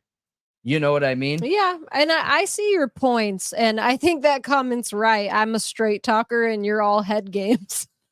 Yeah, that's true. Yeah, that's kind of true. It's not that I'm not in every situation, though. No, it's not that I am a 100% straight shooter to a fault. Like, I'm going to give it to you straight. No, that's not the point of it. Yeah, yeah. Let me finish. So I'm a 100% straight shooter to a fault, to the point where I even shoot myself in the foot a lot of times, because, you know, if I'm frustrated about something, if whatever I'm going to tell you it. Like, I'm not going to hold back at all, the period. Truth. Like, he tells straightforward, the truth. 100%. Yeah. But when too much truth sometimes. Yeah, I know. Yeah. In sales, it's important. Like, truth is really important. Okay. But when I'm gauging somebody else talking to me, I am always looking for other signs than what's being said. Always. Yeah, I know. I can tell. Yeah. Yeah. But because traditionally when people talk, they're not telling you what you mean. It's a mixture of they're telling you what they think you want to hear, or they're trying to get rid of you, or they have other motives, and it's my job to figure out what those are. So it's by habit, you know. I've been trained to do this. I can't help it, man. I look for body language, micro expression, and tone. Like, that is what I'm focused on, you know. And that's why I think in this case, I'm telling you, that the judge brought it up for a reason. I think there was a note to himself to bring this up, to start laying out the possibility to take a step back. Because I'm telling you, for 3 hearings now, Bill Thompson has not been confident. Where did that confidence go? And why did that confidence go? Because when you go back and watch the hearings from the beginning, like the first 3, oh man, Bill Thompson was confident, you guys, like very confident. His presentation was on point. He was aggressively confident, and he was very straight up and to the point. We don't see that anymore, okay? Something caused that. It doesn't happen for no reason. I agree. Something caused that. So, okay. Anyways, we can move on here. What are we getting into first? Are we hitting Sebastian Rogers, or are we going with Karen Reed? Should I take a quick poll? You can. Okay. Let's see here. So I mean, we have, did you know what Deuces Tecum meant without searching? I like that one. Okay. How many people said yes? So only 16% said yes, 14% said what, and 69% said no. So I know what it is. I knew it was a Mortal Kombat fatality finisher.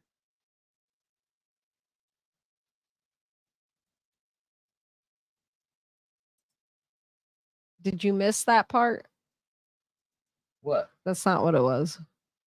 That's absolutely what it is. I've heard it before. Okay. No. I think so. It meant bring the evidence now. Are you sure it didn't mean that? FBI. That's what it meant. It meant bring the evidence. What? Are you sure it didn't mean that Idaho is for lovers? No, it meant Idaho's for stargazers. That's what I meant. Yep. All right, get your votes in, you guys. We're at 50-50, okay? I'm only going to give like 10 more seconds. Yes, this poll is on YouTube for Sebastian Rogers or Karen Reed. The 2,000 people that are on other platforms. If you want to engage in the polls, you have to come to YouTube. I'm sorry.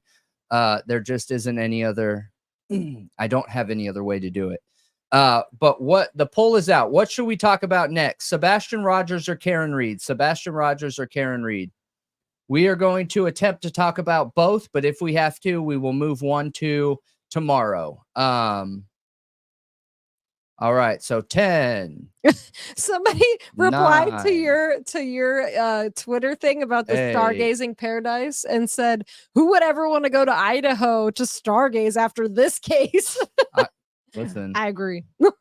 6, 5, 4, 3, 2, 1. All right, we only got like 40 votes in. That's okay, you guys. I rushed everyone. I understand. Okay, so 61% say Karen Reed, 38% say Sebastian Rogers. Real quick though, in case we don't have enough time tonight, what day is this for Sebastian Rogers? I just don't want to go a stream. It's I believe it's day 68. Okay. If my count, Middle Tennessee, if my count is correct, and I do really want to get into Sebastian Rogers tonight, but if we don't have time, yes, this is important. Sebastian Rogers is a 15-year-old autistic child with a chromosome deletion who went missing from Hendersonville, Tennessee. Was reported missing anyway, February 26th. It's assumed he went missing early that morning or late that night.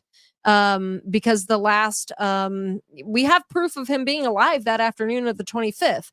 But it's been nothing but drama in this case. There's a supposed sighting in North Carolina, but there's no confirmation. The police are still looking into it. There's been, an item of clothing found recently, Adidas pants, but they were confirmed to not be a part of the case. There's been a lot of finger pointing at the biological mother and the stepfather, Chris and Katie Proudfoot. And Chris is all over social media, you guys, making himself look like a fool, if I'm being honest. And Seth Rogers is the biological father who's conducted a lot of searches, and is still out there searching. It's been said he's been in North Carolina along with law enforcement and private investigators looking into this case. They said that Seth Rogers wasn't allowed to see the video from the visitor center. But they're trying to find this kid that was sighted that looked like Sebastian.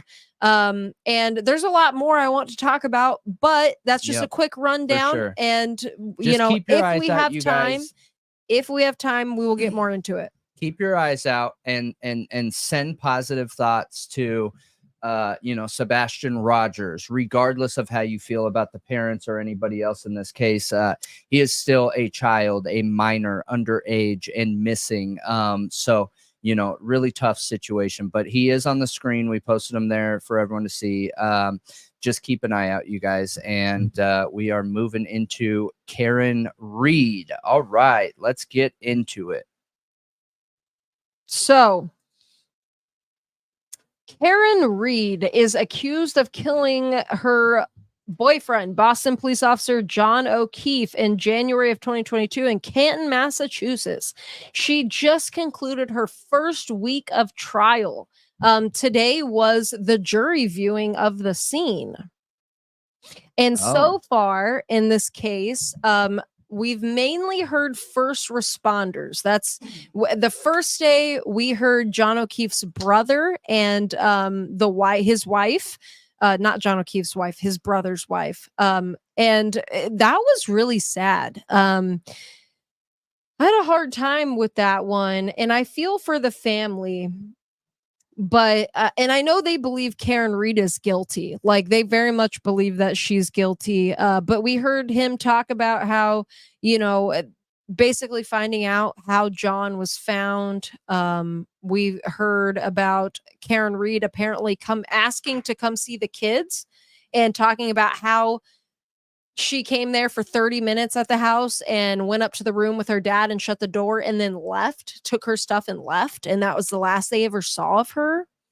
And we also heard him talk about how John O'Keefe came to be the guardian for his niece and nephew. That Karen Reed also was apparently very involved in taking care of. Like, she and John were raising them together at that point, at the time of his death. And she was doing a lot for them. And they said they appreciated her for everything that she did. But it did sound like their relationship was getting a little bit toxic in certain situations, that they had fights. But honestly, there was nothing they could point to that felt that toxic to me, if I'm being honest. Like, they cited a few arguments that I was like, yeah, so they got mad and yelled at each other. So they drank and got drunk and got in a fight. Like, but there's only like a few of them, like literally a handful that they could name. If this was a toxic relationship, you'd be hearing way more than that, you guys. I have seen so many toxic relationships, and it's not like, oh, they had 3 notable fights out of years of being together. No. I just want to be super clear about that. So I have seen a therapist before that had to do with relationships, things like that.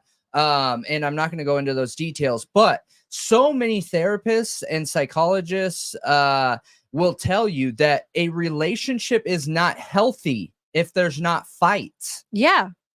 You can't care about somebody and always have the same opinion. Like, you're gonna have different opinions. Well, it's about emotion.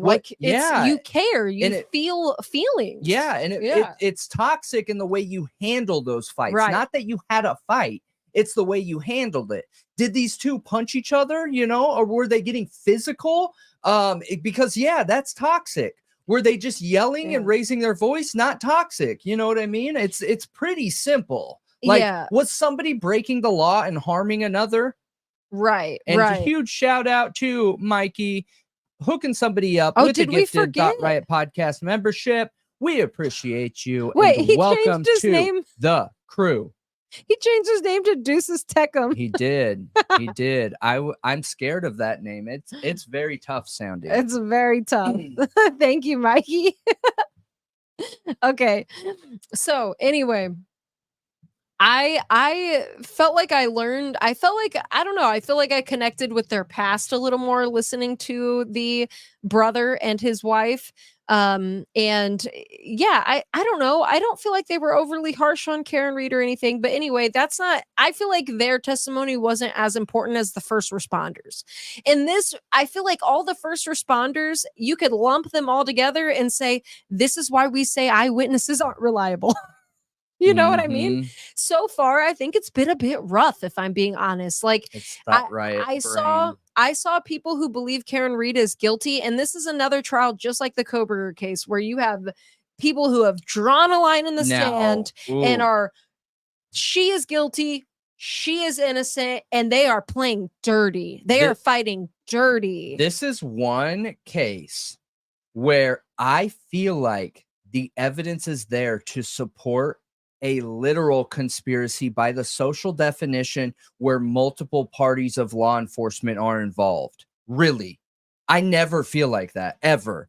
But so many officers are involved here. Like, so many officers from multiple different agencies, and the judge is making really weird judgments in the court by not allowing them to speak openly about, their defense and why using somebody else to prove Karen Reed is innocent. Like, it's wild. Have you watched much of the hearing? I haven't watched any of this week's court hearings. Okay. Nope. Okay. I think you should. So let me just say, I'll make some statements right off the bat. I agree that there is a foundation here that if there are supporting facts, okay, that can be laid out in this trial and the defense can bring it home and prove it to me, I will 100% think this is a conspiracy. But I will say, came in and I know, proved I what the know. defense is claiming with the body, with his body. Hey, but there could be a theory 3 here that for sure. nobody's Yeah, arguing. I agree. Okay, that I nobody is talking about. Yeah. So it could be Karen Reed didn't hit him. It could be that the Alberts weren't involved. There could be a third option You're here. right. You're right. And I think that's totally possible. What if he got drunk and just slipped and fell, and the snowplow is the reason he got hurt? I don't know. I don't know about that. Not with those markings on his arms. Those markings look. They don't look like that's dog owned bites, a dog. though. Yes, they look like an animal. Yeah, they look like scratch marks, not bites. That's okay. Yeah. If you have a law enforcement dog, if that dog's trained at all, and dogs already in general tend to go for like they go for specific areas, and it to me it looks like an animal. Okay, so what's the option? Maybe he got hit by a snowplow and then a raccoon came in and put those marks on him. I don't know, but FBI came in and said these cannot and did not get caused by a car. Right. So, I mean, that hasn't been talked about yet. So I do want to say that the judge in this case, so far, I do agree she's made some weird decisions, but I don't feel like the jury's out on her yet. I think that she has made a lot of decisions so far because I didn't watch a lot of the pretrial, you guys. I'm kind of starting off fresh with the trial. That's what I'm really paying attention to. So the judge so far, I think, has been pretty fair in a lot of her judgments so far in the trial. There's been a few where I've been like, that doesn't feel fair. But I think we're going to see that in any case, if I'm being honest, where we're going to feel like a few of the judgments weren't fair. But so far, I feel like it's been pretty fair. So one thing that's really weird that I saw the lawyer, commenting on, and I don't know why she made this decision because I've never heard of this before. When the lawyers object, they are not allowed to give the grounds of why they're objecting. So the judge basically just has to guess and decide if she thinks it's objectionable. Yeah. They say, I object, Your Honor, and that's it. They're not allowed to say why. They're not allowed to say standard in the state. That is not standard. They're not allowed to say hearsay. They're not allowed to say why they're objecting. What are you serious? That is her ruling. The lawyer, was talking about it, and then I started really paying attention. I was like, oh, that is weird. Why are they not giving grounds? And it's because she ruled that she didn't want them giving their grounds for objections. I have never seen that before, ever. So it's only in the Boston area. Somebody said it's Boston. That is so absurd. No. That feels like a her thing. Like, how much power do you need to feel like you're somebody? And I will say also, that's strange, you guys. I've heard numerous times while the defense is talking, her huffing and puffing in the mic like she's annoyed. And I don't think she realizes everyone can hear her doing it. Are you serious? And I don't hear it when the prosecution is talking to the witness. Wow. I only hear it when the defense is doing it. And she's like, that causes bias. I know. That is messed up. I don't know if she's doing. I need to watch these. You do need to watch it because I felt like that was really just inappropriate and unprofessional. And I don't know if other people were picking up on it. I tweeted it on Twitter, and we got quite a few likes on that tweet. So I don't know if other people are hearing what I'm hearing, but I heard her huffing and puffing in the mic only when the defense was talking and interviewing their witnesses. Whoa, dude. And I also. Yeah, she has gotten impatient and asked questions for the defense to the witnesses too. What? Yeah, she's done that too. So, no way. Yeah, but I will say, if you watch it, she's not that unfair, but that huffing and puffing, really. Dude, that's pretty unfair if she's asking questions for the defense. Yeah, I agree. I don't think that's not okay. That's not okay. Well, also, all. I feel like she's really controlling what is put out there. So today, okay, we'll skip ahead to today because we're talking about the judge. today there was a witness, and I don't remember her. It's the girl EMT. Okay, she's the only female EMT, you guys, and I can't remember her name right now. If you know it, please put it in the chat, and I'll shout it out. But so the female EMT, I think, has had probably one of the most consistent testimonies out of any of them, and even her is questionable. Well, Katie McLaughlin, is that it? Katie McLaughlin? Can you read that for me? What? Katie McLaughlin? Okay, thank you. Okay, so basically, the defense was going to bring up social media posts that they found from Katie where she was friends with the Albert's daughter. She went to high school with her. She has went on trips with her. And they were going to bring it up, and the judge was like, nope, nope, nope. She sent the jury out and made them do all their questions without the jury in the room so that she could see what it was before. And it was the social media posts. She said that they did not, just bookmark that. Make sure you hit bookmark. So basically she said, after all those questions, and it sounded like she was lying to me because she didn't remember anything. Like, they showed her these social media posts of her at the beach with a big group of people and the Albert's daughter.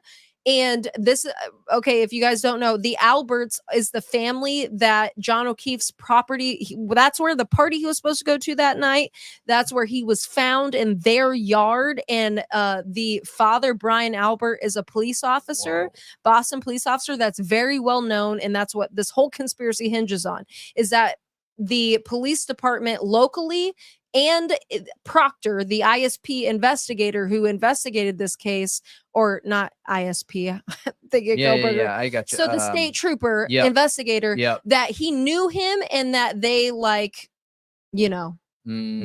they covered it up for the Alberts. So she didn't remember anything. Like, they're like, okay, do you remember that bathing suit you were wearing there? No.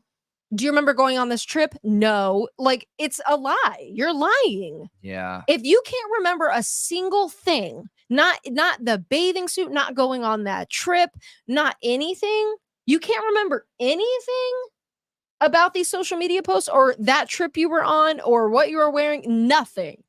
She literally said she could not remember anything.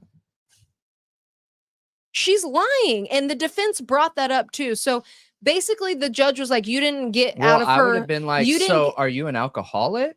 Is that what could have caused your lapse in memory? Yeah. Yeah. So make her look bad. Well, that the judge wouldn't allow that in front of the jury.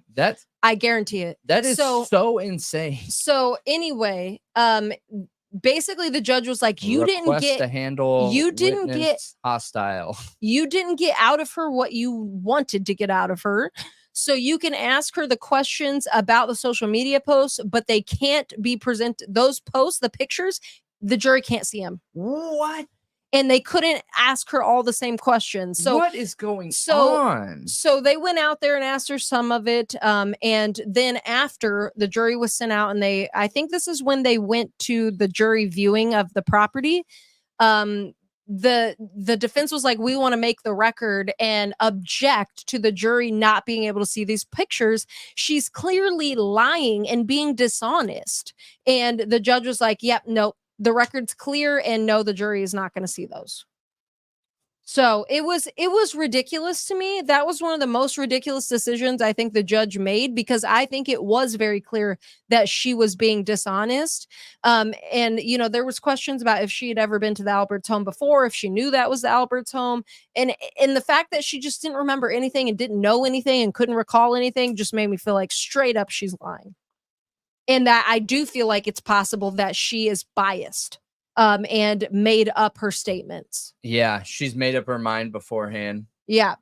What a shame, man. Listen, you want to know something crazy? Is we had somebody that responded that was they responded to something having to do with the Idaho 4 case. And you know what they said is, I believe so much that Bryan Kohberger is guilty that I don't care if they worked outside of the law to convict him. What?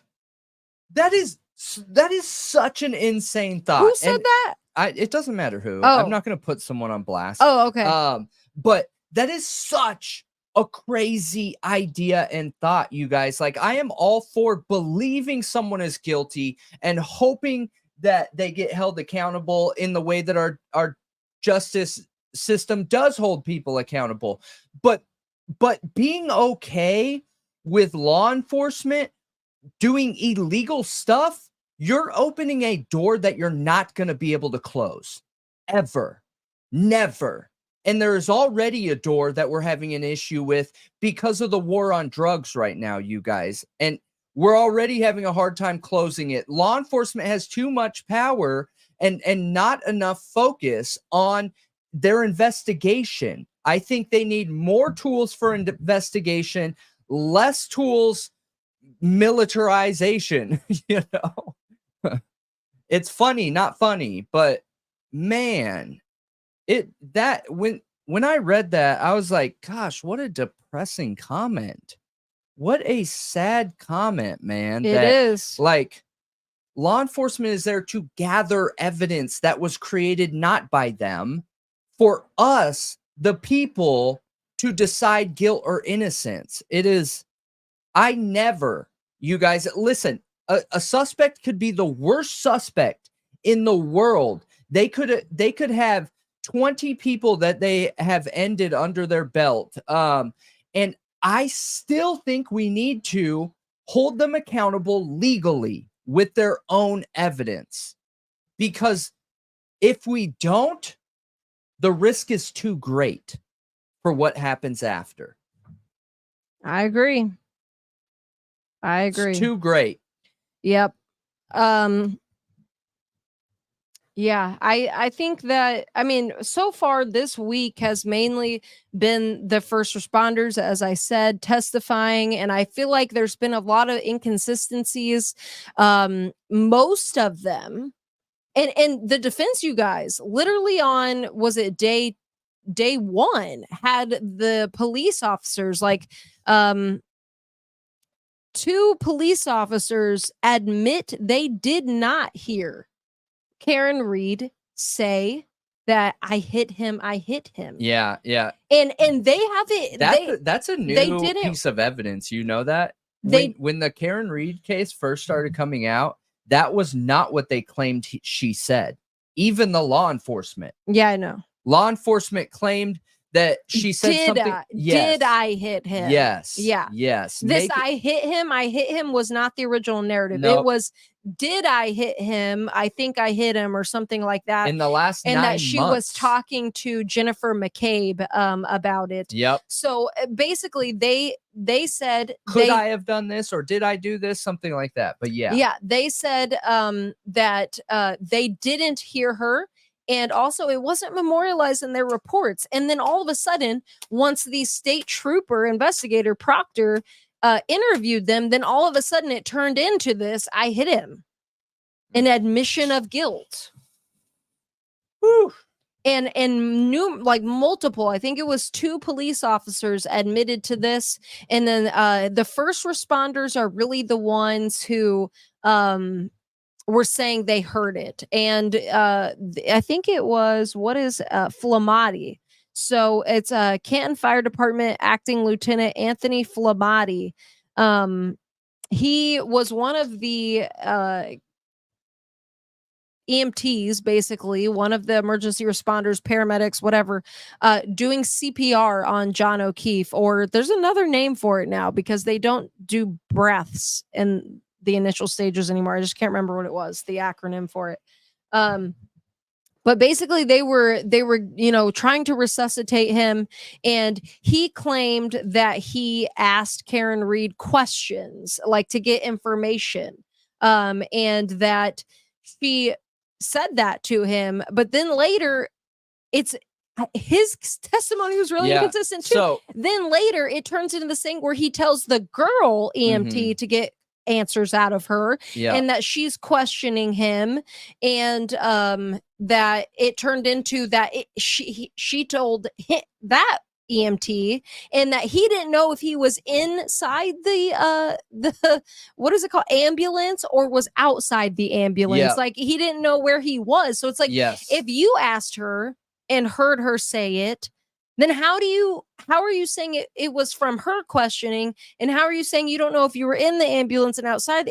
It's so inconsistent, and it makes no sense. Yeah, that's really bizarre. I was just going to jump in real quick, you guys, because I think one thing that we forgot to do when we started talking about this is give like a brief rundown. So the Karen Reed case, we have covered multiple times, and Malia just recently did a deep dive on it. And I gave a little rundown. And Karen Reed is the woman in the picture on the right-hand side, and John O'Keefe is the man on the left-hand side. She is accused of ending his life by way of vehicle, motor vehicle homicide, backing up into him in a snowstorm, going like 25 miles an hour. Yep. And her attorneys and defense is that he went to hang out at a friend's house who is another law enforcement officer, because he's a cop, and that law enforcement officer is actually the one who ended his life. But what Malia was talking about earlier is that there could be a third theory out there, or maybe something different happened.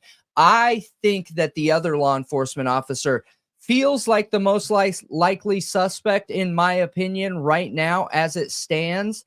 But my opinion is moldable. You know, it could totally change. So yeah, this is basically a trial of, is there a huge criminal conspiracy and cover up, and is she being framed, or did she get really angry and kick him out of the car and basically back up going 25 miles an hour, which is absurd. You know who was out there at the crime scene was Vinnie Politan from Court TV, trying to recreate it in his car. Well, and he's like, I'm not comfortable backing up at 25 miles per hour. You realize what happened, right? Huh? You understand that she didn't actually go 26 miles an hour, right? What do you mean? So it was snowing and icing. Yeah. Her tires were spinning. So her car was not going 25 miles an hour. Her tires were. Oh, okay. Yeah. They haven't said that? I mean, not yet. I felt like, to me, that was super obvious. It was snowing horribly, and you can be seen, you know, the vehicles in the video footage that we have can be seen sliding around. And part of why she hit into that car, that I'm sure will be brought up at a later point in this case, is because it was icy, it was slippery. And yeah, when you guys, I don't know about you guys, but when I go to back up in a snowstorm, because we're in Chicago, and when it snows here, you know, I usually put it in reverse and hit the gas pretty hard, because I don't want to risk getting stuck in one spot. Yeah, I don't think that's confirmed. I think that is a possibility. So oh, I don't even know.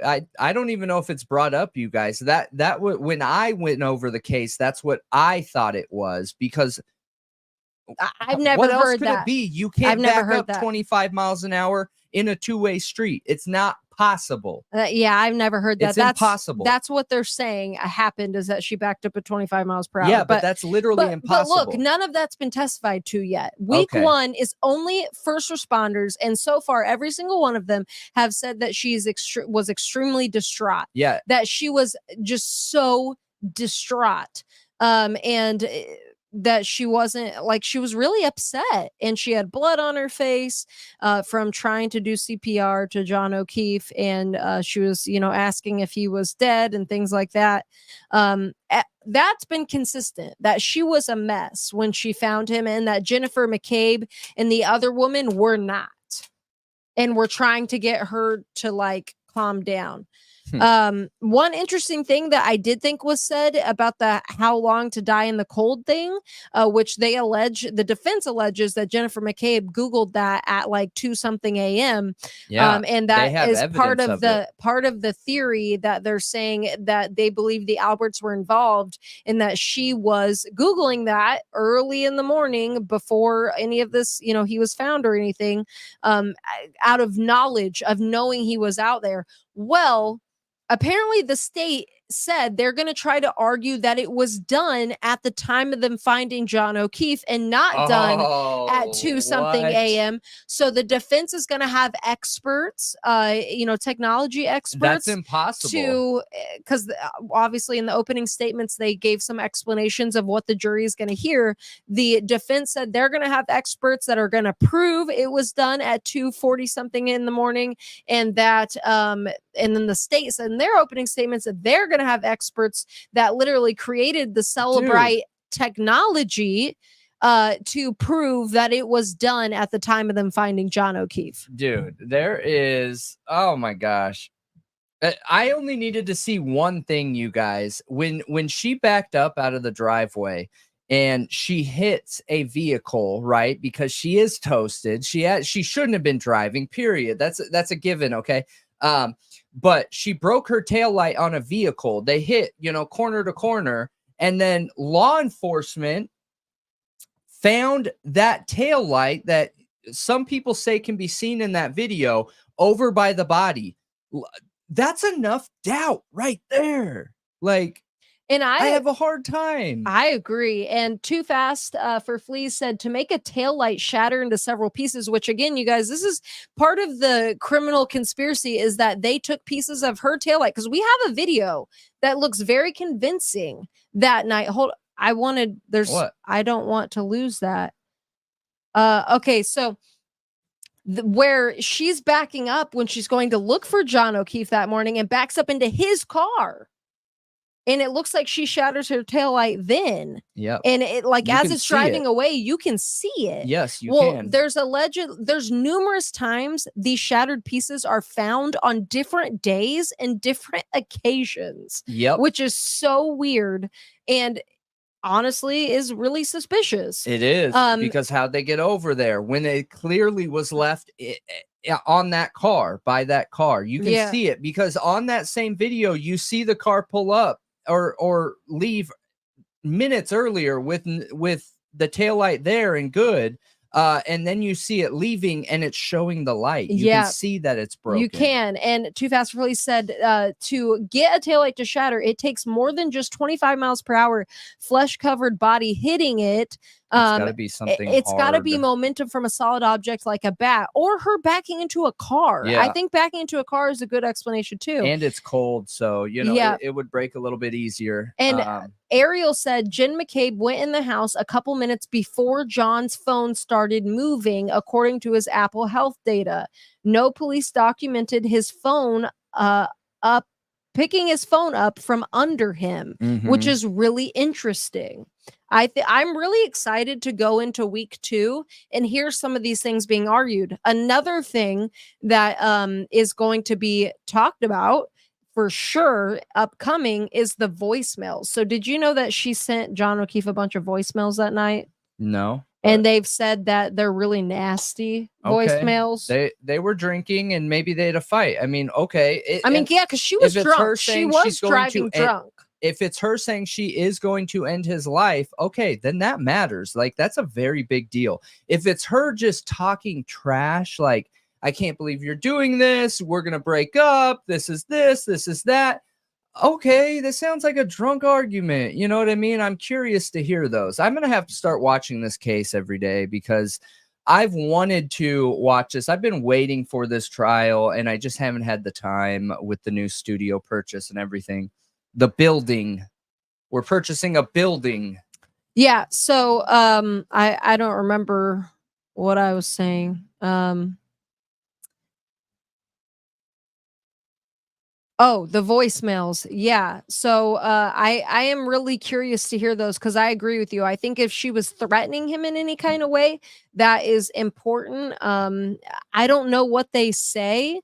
I tried looking them up because I heard that some were leaked, but I didn't find them. If you guys have heard any that have been leaked, definitely send them to me. But if it's just her getting mad because he's not responding, like, she probably thinks and is drunk, okay, because she was drunk driving that night. Like, she totally was. If it's her getting mad because she just dropped her boyfriend off at a party and he won't answer her, and she's mad and drunk and is saying like some mean stuff, like some, jealous girlfriend stuff. And Mhm. it's not threatening and it's not anything like, I don't know. I don't think it'll be that big of a deal. I agree. They're if it is a big deal, they're gonna have to whatever spin it to make it seem like that, Yeah. But yeah.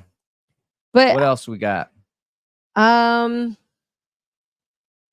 honestly, right now I can't think of anything else that was major. I mean, what was major to me was the fact that I didn't see a single witness who could. It was only the female paramedic that could like actually seem to recall, and it's like it made any type of sense. Her saying, Karen Reed saying that whole I hit him thing. But then once the defense questioned her, I just don't know if I believe her. And it's interesting that there's all these reports, like it's not in the hospital's report that Karen Reed said she hit him, or that a woman was saying that she hit him. Yeah, it's all new information. It was all said once the state troopers started questioning them. Yeah. That's the first time it's ever stated, and he's the one with the close relationship to the Alberts. And you know what's interesting? Which makes it questionable. Look, you know what's interesting? I'm gonna let my Fed colors, my Fed love colors fly, because I know so many people get annoyed by it. The feds came into this case where they think there's corruption here and backed the defense. They obviously, it's not a bias, like, it's not hey, done yet, we're here to help the defense, but the evidence, the findings of the FBI supported what the defense was saying. Yeah. So again, like when we're looking at the Delphi case, of course I want the feds in there. They have more tools at their disposal. Fed love. I mean, that I don't think that investigation is over yet. Shady, it's not over yet. No Fed. Yeah, but it's not over yet. Yeah, I gotcha. Like the feds come out are with still partial evidence. So yeah, they did say they didn't believe his injuries were caused by a car, and I'm inclined to agree. It doesn't make sense. The injuries don't make sense for a car to hit somebody. They did say that I saw them say several times, like several of the EMTs say his belly was distended, but he didn't have any bruising to the trunk of his body. Yeah, I agree. None. I agree. Which doesn't make sense. It's all to his head. Yep. And the scratches on his arm. Well, and the thing is, it's not only all to his head, it's multiple sides, meaning if he was on the sidewalk, because what they were trying to say is he was on the sidewalk and bent over, and she saw that as an opportunity and wham, backed up into him while he was bent over. And that's how he has all the injuries on his face and nothing else. However, I mean, the amount of speed that would be needed to do that is just insane. It's not possible. They claim she was going 25 miles an hour, but I think her tires were just spinning in the ice and snow like everybody else's tires. It just doesn't add up. But do you know what's also interesting?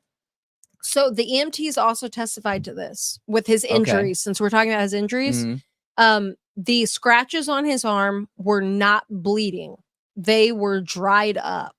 But his eyes and mouth, were actively bleeding when the EMTs got there. What? Yeah. He was still actively bleeding out of his face. What? Yeah. That's not possible. It doesn't seem with the possible. temperature. It doesn't seem possible. He'd had blood running down his mouth and nose and the markings on his right arm. So he still had wet fluid running out of his face, but his arm was dried up. All the scratches. It doesn't make sense to me either. And obviously, Karen Reed had that on her mouth. Like she had blood on her mouth because she was trying to give him CPR. So it's just weird. And everybody testified to that as well, that she had it on her and that she was trying to do CPR. Yeah, I don't know what to think of that. I really don't. Yeah. Weird. I just don't get it either. I mean, the determination of Someone how feed me another theory. so how he died, because they talked about his fingertips and how they were cold and rigid, and his body temperature, and that he was in severe hypothermia at that point. But I don't think he was actually passed away yet. Not like fully. Man, this case, you guys, this is such a good one. I mean, they tried to resuscitate him. They tried to save him. Yeah, this is such a good one to see, like, the downsides of the militarization of the war on drugs. I'm telling you, this is the stuff that we're going to start seeing until we get a correction here.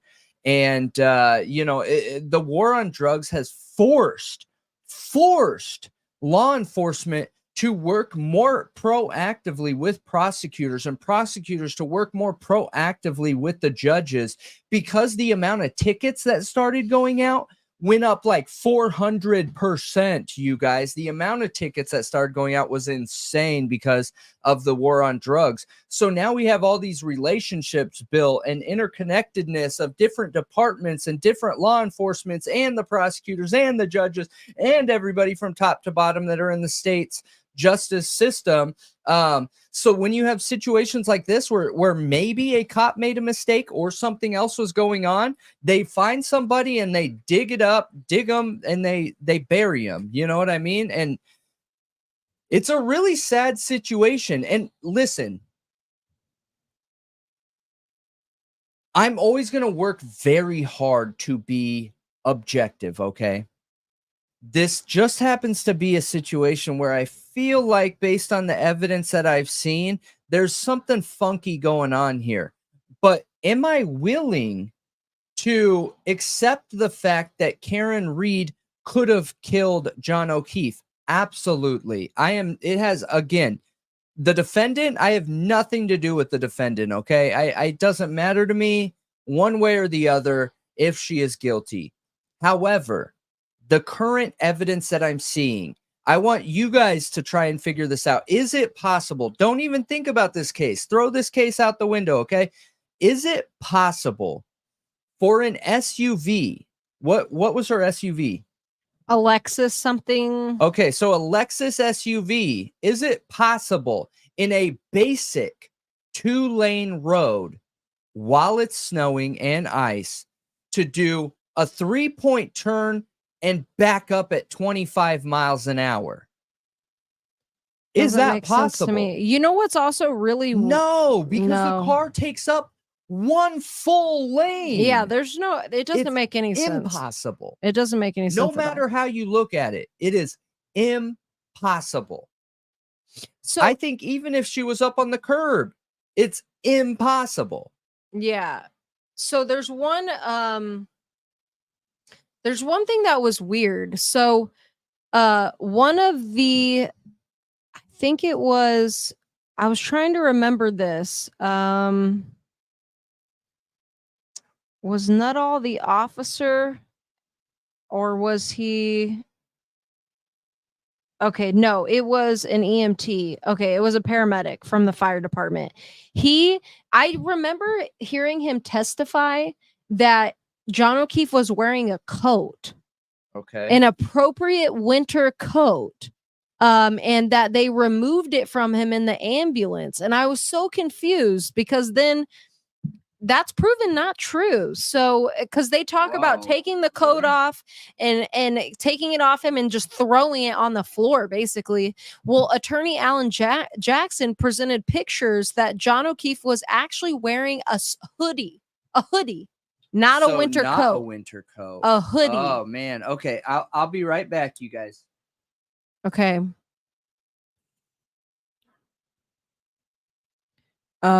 So your memory is as good about what Reed said as it is with the winter coat, and Nuttall said yes. Yeah.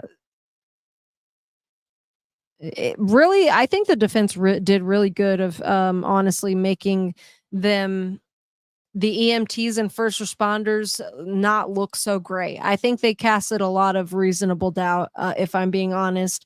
And I saw some people who really believe Karen Reed's guilty, who make content talking about some of the testimony, and they felt the exact opposite as I feel.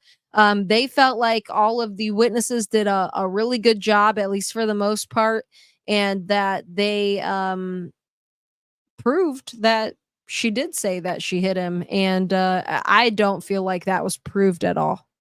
I think it's confusing, if I'm being honest. But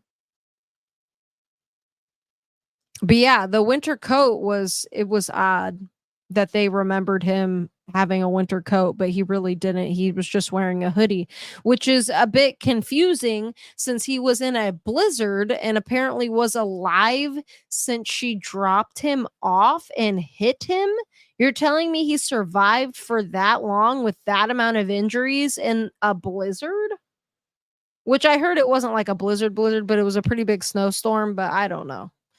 So I don't know. It doesn't make a lot of sense that he was not wearing a winter coat. He's in a hoodie. He gets hit and is laying there for hours and is still actively bleeding when they find him, and the paramedics are there and the first responders are there. It's really bizarre.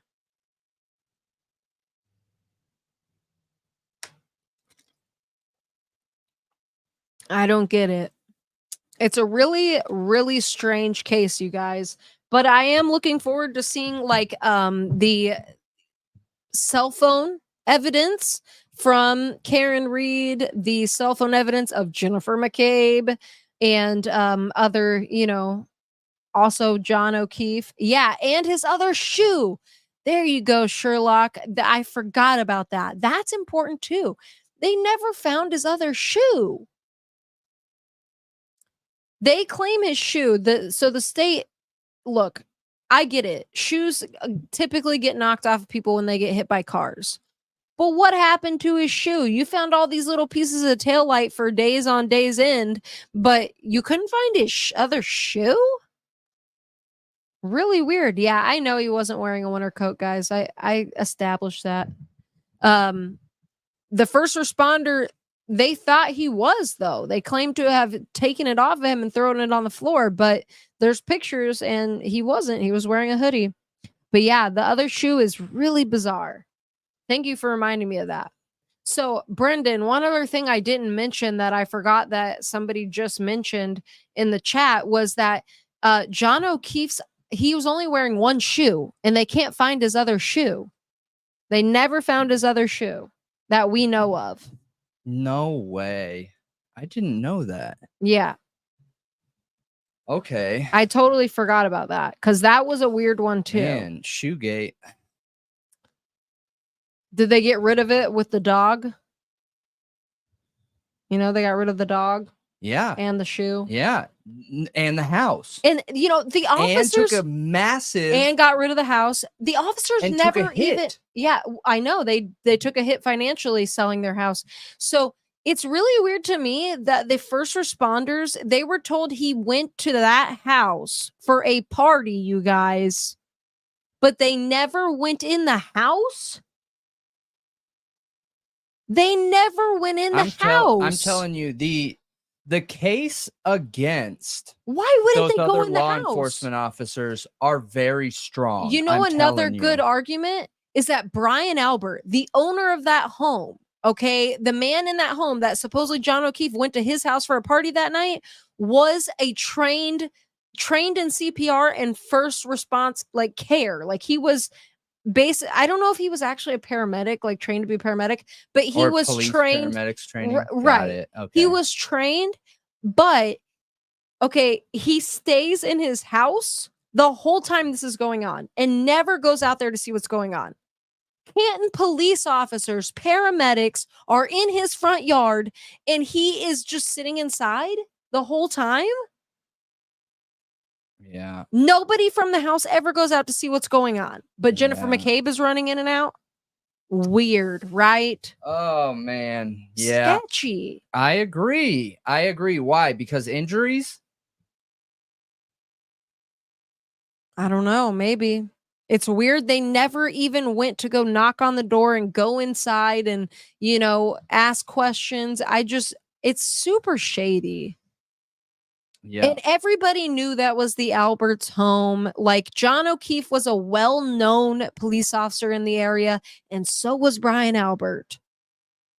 Yeah. Even first responders that testified this week said they knew of John O'Keefe and that he was famous for taking care of his niece and nephews around town, that like among their community of first responders, police officers and all that, and that he lived nearby, that he was known for being like a really great guy. Yeah. This is such a strange situation. Well, it's also tragic. Like and I I'm feel saying, like I'm telling you, it feels like a real conspiracy. Okay. When I compare the Idaho 4 in this case, like, do I understand the arguments to a full-blown multi agency, multi-person conspiracy in Idaho 4? Yes, I understand where people are coming from. And I think it could be possible. I'm not against that. I don't think that's what's going on, but do I think it could be? Absolutely. But when I compare and contrast to this case, I'm having a hard time coming up with other possibilities here.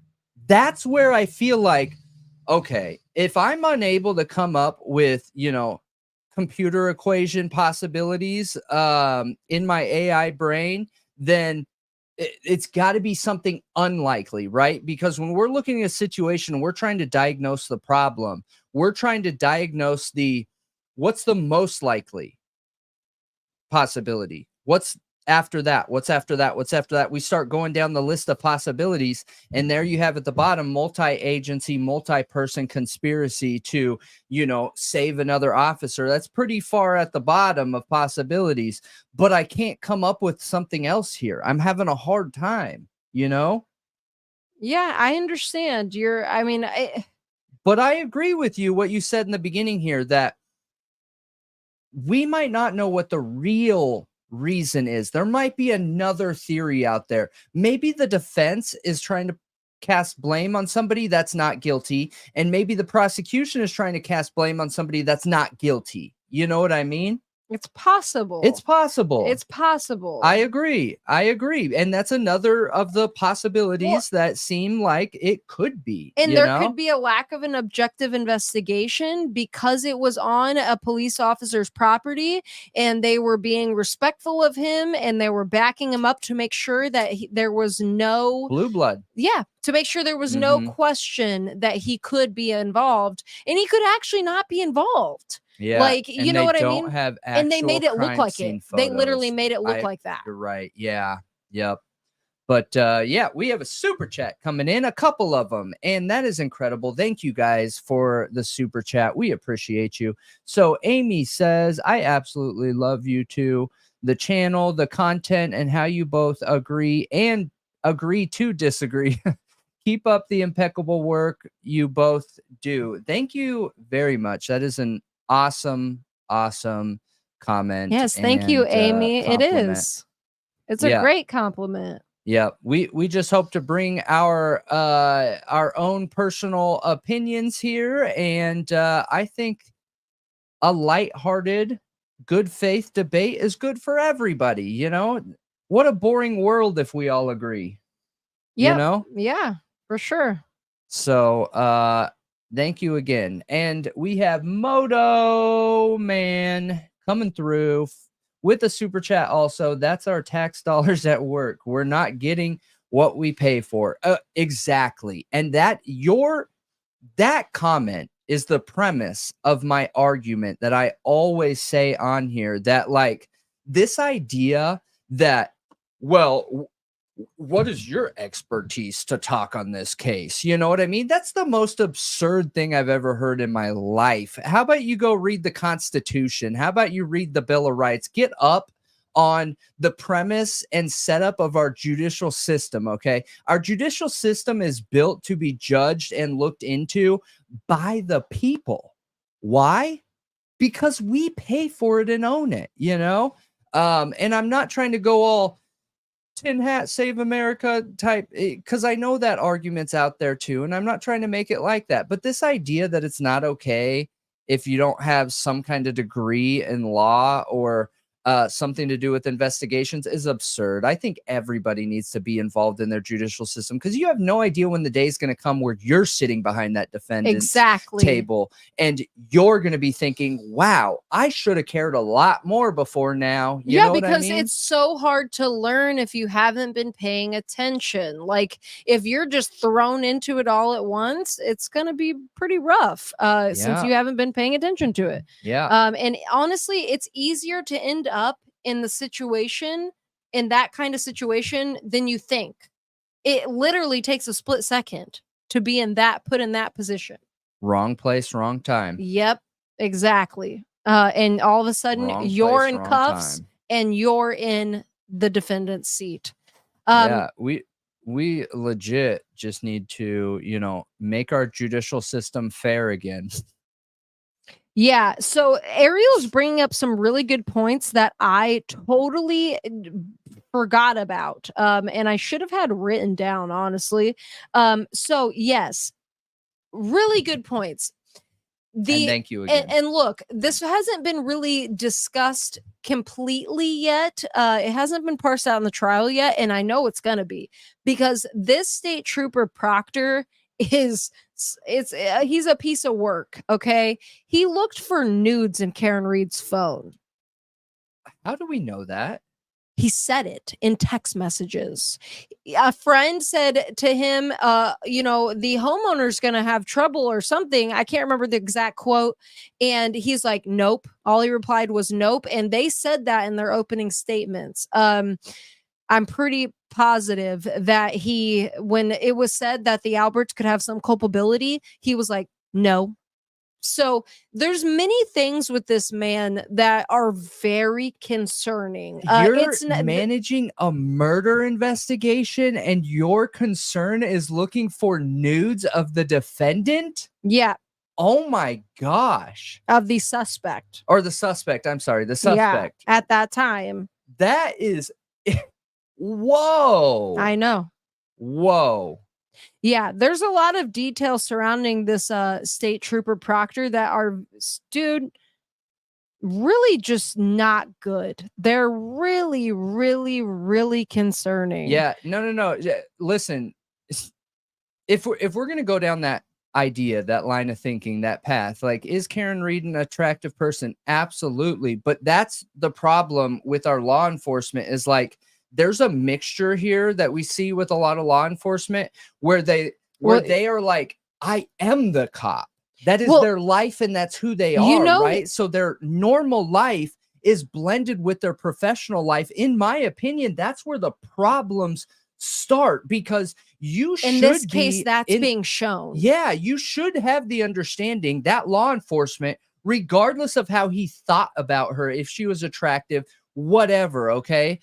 Because she is attractive. He should have. What's important? Let me finish. He should have been able to have the respect of the badge and his position and realize, like, hey, I need to handle these things respectfully and as a law enforcement officer should, right? And I think that's the argument that we have right now, where law enforcement should have more visibility and transparency on them, like body cams, like having what they're researching, investigating, tracked, like looking into a possible suspect's phone only under camera. Like, these things are important because we're trying to break the habit of law enforcement officers feeling like, you know, they are the cop, not that they get to wear the badge of a law enforcement officer and manage the respect that that badge has, because you're not the cop. It's just like, absolutely you as a disgusting. person are not the cop. It's just so gross. And I agree, it's gross. But again, this is one of those topics where, like, as a man, I understand wanting that urge, you know, because she's attractive. But the badge should have been more important, in my opinion. I mean, no, We can't pretend like men don't. I'm not trying to pretend that. The point is that you are taking advantage of your position, and that is disgusting. I agree. And he also texted his friend that he hoped Karen Reed would kill herself. What? Yes, you're not. I'm trying to finish some of these comments because it's insane. Yeah, but this is a conversation. So welcome. Yeah, there's numerous texts that involve this of him looking for nudes on her phone, hoping she would kill herself, and saying that, you know, the Alberts basically would suffer no consequences. Yeah. And on top of that, yes. And that shows pre-investigation, like bias. You don't got to worry about it. Bias, we're going to make sure. Before he ever fully investigated this case, he was clearly biased. That is wild. And there's a proven close relationship to Bryan Albert. Yeah. I just didn't know about this evidence. I knew about the relationship because that's one of the things that I researched on when I very first covered this. I never heard the evidence against him, though. That is insane. Insane.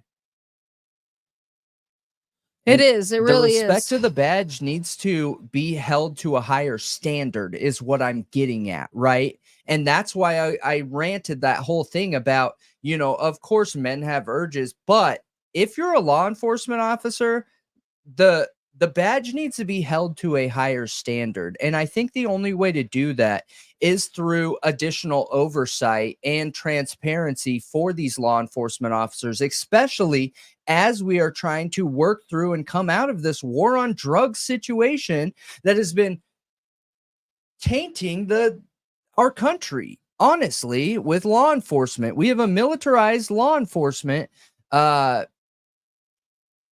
militarized complex law enforcement, however you word that, that we need to fix, man. Yeah. He took advantage of his you know, position of power. And, you know, one way that could be have been avoided is, you know, you make a forensic download of the suspect's phone. It's put into a software where all of your movements are recorded through digital data. So if he's looking at certain pictures, like say he pulls up a nude of hers and has it on the screen for, you know, 5 minutes, that's a problem. Yeah. They need to be able to ask questions like, okay, why were you looking at this picture for 5 minutes straight? Yeah. What is there evidence in this picture? Yeah. And I understand what you're trying to say, Theodore, with urges. However, you know, there's no way to stop urges, and that's what I was getting at. But the choice and decision should be more important than those urges, because when we have urges, a lot of times they just happen, they just come, right? And we have to be responsible enough, we have to respect our position enough to be able to not act on those things, and that's what makes it gross. Yep. It's that he was taking advantage of his place of authority and taking her phone as a police officer. Yep. And you trust police officers to have your best interests in to heart. Like, you know, you expect them to be not doing something like that, like taking advantage and looking through your phone for private, intimate pictures that you don't want them looking at, that you don't. That's not why you gave them your phone. Agreed. Like, it's super messed up. Unfortunately, it's really sickening, and I don't know how he wasn't. I don't know. Does he still like have his job? Is he on leave? I have no pending idea. Investigation, because I know there's an investigation, but I don't know if he's on leave. I don't know if has to sit it out while he's being investigated. I'm not sure. That's what we've covered this time and time again, where law enforcement officers, as they're being looked into, as they have complaints against them, as they have an open investigation against them, they continue to let them work. That is absolutely insane. Yep. Absolutely insane. I think that anytime a cop has a complaint against them or an open investigation against them, they need to be off with pay. Off with pay, no matter how guilty they seem. And that just creates more urgency for the IA to get on their game and figure that out. Like, come on, you know, so many so many different agencies drag their heels. That just gives incentive not to and figure it out, you know? Because look, the emotional stress and everything that comes with an investigation into whether you're going to be able to keep your career and job, I bet is, you know, alters your way of thinking and your decision making. Exactly. Somebody just said he was assigned a new case. He is not on leave. Ooh. Yeah, that's gross.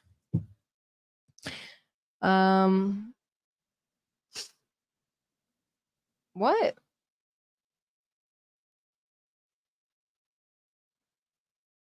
Only 8% said she's guilty, but that poll's a little confusing. No, it's pretty straightforward. Is Karen Reed innocent?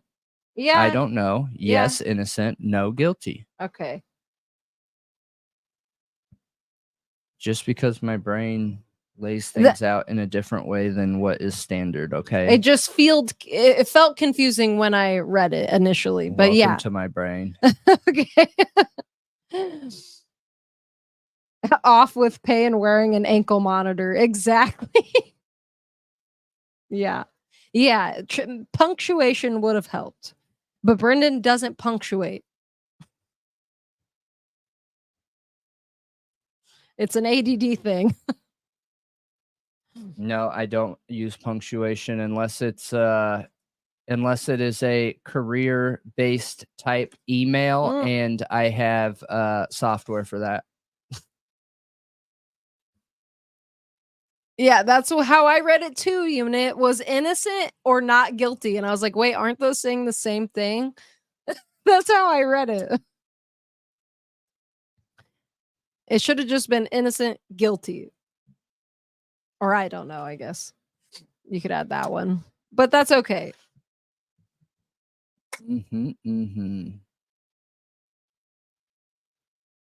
Lots of marketing. Okay. Do you believe law enforcement needs more oversight? Yes, no, other. There's a poll up right now, guys. So really, I don't know. I mean, I conclude week 1. I think the opening statements, the defense was fire. They did an incredible job. And remember, the judge said that they could not use the third-party culprit defense as a part of their opening statement. But they still talked about her being framed. They still talked about a lot. And I think without them being able to use that, which is one of their main, I mean, that's what they're using as a third-party culprit defense and defending her. So them not being able to mention that, I think they killed it. They did an incredible job. And I will say, Alan Jackson is a great cross-examiner, and the state is the most boring, bland direct examiner I've ever seen. I don't know if they're going to have a time to shine when they start crossing examining defense witnesses, but I have a feeling they won't. I just think the prosecutor's bland like that. He's not he has no salesmanship, none. I'm telling you, man, that is the number one thing. I will argue that until the end of my days, that perception is the number one value has the most value in court cases. I think that's what separates lawyers from being mid to incredible. That's just what I believe. Judges need more oversight. Yes, Cheryl, I agree. Judges do need more oversight. When you have a judge like Judge Gohl in the Delphi case, like, I so wish there was more power to have oversight with her. So look, I agree with you and what you just said. But the thing is like, he's so dry when he's talking about it. It's just so straightforward to the point. There's no nothing. Like, there is zero salesmanship. So it makes me wonder, like, how is that going? That's the company I need to start, is to Teaching lawyers or prosecutors how to publicly specifically speak. how to yes, that's a great company to start, because so many, it seems like so many I mean, prosecutors in these yeah, major but cases it would never work, suck because at salesmaning. it would never work because the attorneys, so attorneys notoriously are hard-headed, like doctors are, and like salespeople are. But They take statement ones, analysis courses and things like that. the ones that believe in the presentation and the showmanship and grandstanding and everything are usually the ones that are already doing it. And the ones that don't believe in And that, they're- you're going to have a very hard time, you know, trying to share with them, show them why they do need that. I mean, I've said it a million times, and I will continue to say it, that Bill Thompson could have a chance, could have a real argument here if he actually knew how to present himself and knew how to public speak and knew some key words to bring in and adapt, being more human and controlling his tonality and you know, all these things that make people connect with you. You know what I mean? A lot of people have wondered with our show, like, how we got so big so fast. I think it's because we speak very real, and that allows and opens a connection for people to feel like they're having a conversation with you. You know what I mean? Yeah. And it's, look, Alan Jackson has been called a used car salesman in the courtroom. So I do think that there are a lot of people out there in our judicial system, our law enforcement, that look at lawyers like Alan Jackson like a negative thing, and the prosecutor like a good thing. Like, let the evidence speak for itself. You don't need to sell it. Let it speak for itself. But the reality is that's not really how it works. Like, the human connection matters a lot. And yeah, I think if you have a lawyer like Alan Jackson who's going to do that, and he has every right to do that, I mean, he's really good at public speaking, he's really good at getting across his point, then you need to have those capabilities too, or else you're not on an even playing field anymore. mm-hmm. And it's not going to look good for your case. So I don't know. I understand that a lot of people probably wouldn't like helping out the prosecutor in these cases, because a lot of people don't like the state in the Idaho 4 case or the Karen Reed case. You know, they feel like there's corruption there. They feel like there's something shady there. They feel like these people are innocent. And they very well could be. I'm not here to say they are or aren't.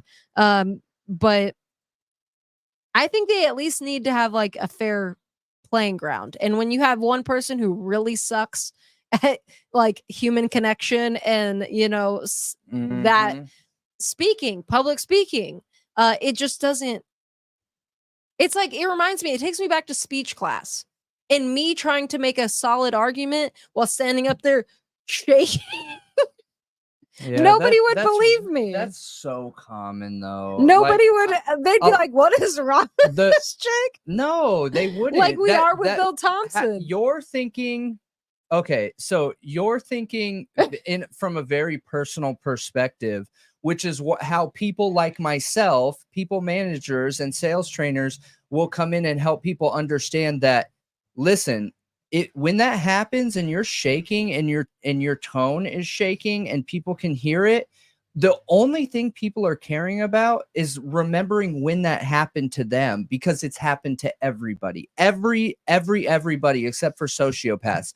The first time anyone has stood in front of people, a large group of people, and spoke, I know all of you are feeling this right now too. You remember that first time. Everybody goes through it. Everybody feels uncomfortable, and everybody thinks that everyone else is watching them and are like, "Ooh, what's going on with that person?" No, actually, they're sitting there watching you and going back in their memory, thinking about when it happened to them. Okay. People are selfish in nature, and that's not a bad thing. We all we all live in our memories and think about our own things and what's going on in our own world, you know, and then we watch other people and we get reminders of what happened in our past. And like, it's just very common, and it's more evidence and proof why training people and teaching people how to public speak and those certain ways to connect with people work, you know? Yeah. I'm just saying, long rant, but just an explanation as to like how it works, you know? I'm just saying what we've seen from Bill Thompson, he hasn't been good at public speaking. And it just takes me back to me trying to learn to public speak. And I'm not saying I'm like great at it or anything, but it makes a huge difference, like a really big difference in people's perception of your presentation, of what you're trying to portray to the jury. And I just think that Alan Jackson has been captivating compared to the prosecutor. Now, you have a lot of and the jury's supposed to be unbiased. So when you're looking at it unbiased like that, I think you're going to be like, wow. Because I heard Vinny testifying to this, or not, well, testifying. Yeah, making a statement. Making a statement about the atmosphere in the courtroom in the Karen Reed case, and that when Alan Jackson was speaking to a witness, the jurors were looking at him and looking at the witness and looking at him because they were captivated. They wanted to hear what he was going to say next. But when the prosecution was talking, nope, they were just looking at the witness. He said a few of them would look at the prosecutor and back, but it was much more like just chill, paying attention to the witness. But when Alan Jackson was up there, it was like, oh, what's going to be said next? You know, that is important. That resonates with people. And I understand. Yeah, I understand that theatrics can turn people off too. The thing is I don't feel like Alan Jackson has been over theatrical. Yeah. So somebody that is doing it right though. Some people might feel like they're theatrics. Like a lot of people watch me on here, and you know how many times I've had comments say like, hey, the guy needs to tone it down. Stop trying so hard. Is this me at all times? Yeah. Yeah, at all times. You're not. I know. I don't put on an act at all. You guys literally are just getting it how I talk out in the regular world. But the whole point of that is if you're doing it right, it doesn't come off as theatrics. Because I agree with you. Theatrics feel manipulative. And in order for it not to be theatrics is you got to be able to believe in what you're talking about, you know? Yeah. And at least your approach. But yeah, and I agree with you. I mean, and we're obviously being as positive as we can try to be on here too, but it's definitely not theatrics. I don't feel like I'm theatrical either, which you guys probably can all tell. So, but yeah, I feel like this case has, I don't know, it's kind of has my head spinning a little bit. It's insane. It doesn't make sense. I don't understand any of it. None of it. Law enforcement would have been better off not charging Karen Reed at all and leaving the case open. Why did they do this? I don't know, but none of the math is adding up right now. I don't get it. I don't get it. I agree. And, you know, they even doubled down and they took it from a manslaughter charge to an intentional homicide. I know. Why did they do that? They should have just gave her a DWI and been done with it, man. For real. For real. I don't understand all of it. I don't know. Was the family demanding some kind of justice? Like what was going on behind the scenes that made them feel the need to charge her with his death? It's confusing to me. But yeah, I'm looking forward to the second week. I've been watching it every day as best as I can. And I lean more defense so far. And yeah, the judge has made some rulings that bother me, but I think she's been somewhat fair. So I think that it's possible to have, I think it's possible that this will be considered a fair trial. Now I think there's some, if she's found innocent. No, it's not. It's not going to be considered fair if she has guilty. She already has grounds for appeal if she's found guilty. I know it. Already has grounds for appeal. So, yeah, that's really a wrap up for week 1 of the Karen Reed case. We're going to keep watching it. We're going to keep paying attention, and we'll do, probably a week 2 wrap up next week at the end of the week 2. Oh, for sure. Yep. Absolutely. Absolutely. But, all right, you guys, make sure you hit that thumbs up button, hit the 3 stars, hit the 5 stars, leave us a rating, leave us a comment under the video. Let us know how you're feeling about the show, and let us know any topics you want us to cover. Remember, this is a viewer-led show. We get all of our topics and cover all of the information that viewers suggest. We take the most popular one and work down from there, right? The main case that we're covering right now is the Idaho 4 massacre case, is the Bryan Kohberger case, and we are covering a few other cases that are important and getting a lot of attention right now. But, continue doing what you guys are doing and supporting the show. The reason why we're growing so much is viewer support and you guys continuing to drive it. So, we're dealing with a bunch of issues right now. With people on YouTube, trying to control the narrative and the views and things like that. So we depend on you to get this show out there and share it with your friends and family. And we want to cover what you want to see, right? We try and keep all our opinions out of it and be a representation of the Thought Riot community. So you can find us on all of the major social media platforms, you guys, every single one of them. I'm actually going to copy and paste our Twitter right here in the YouTube chat.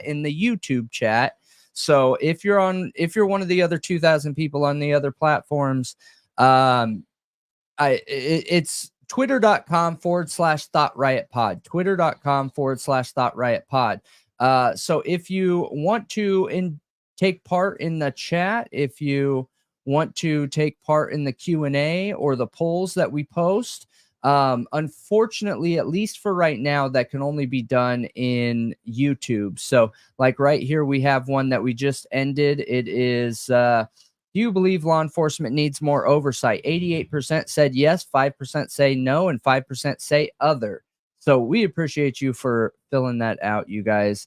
I am also posting the Discord invite in here. So it is discord.gg/KYHGVHDU. I am going to update it in the description of the show also. And so if you are one of the other couple thousand people that are on the other platforms, then you just need to go to the description of this video right here that you're watching tonight, titled Who Did It?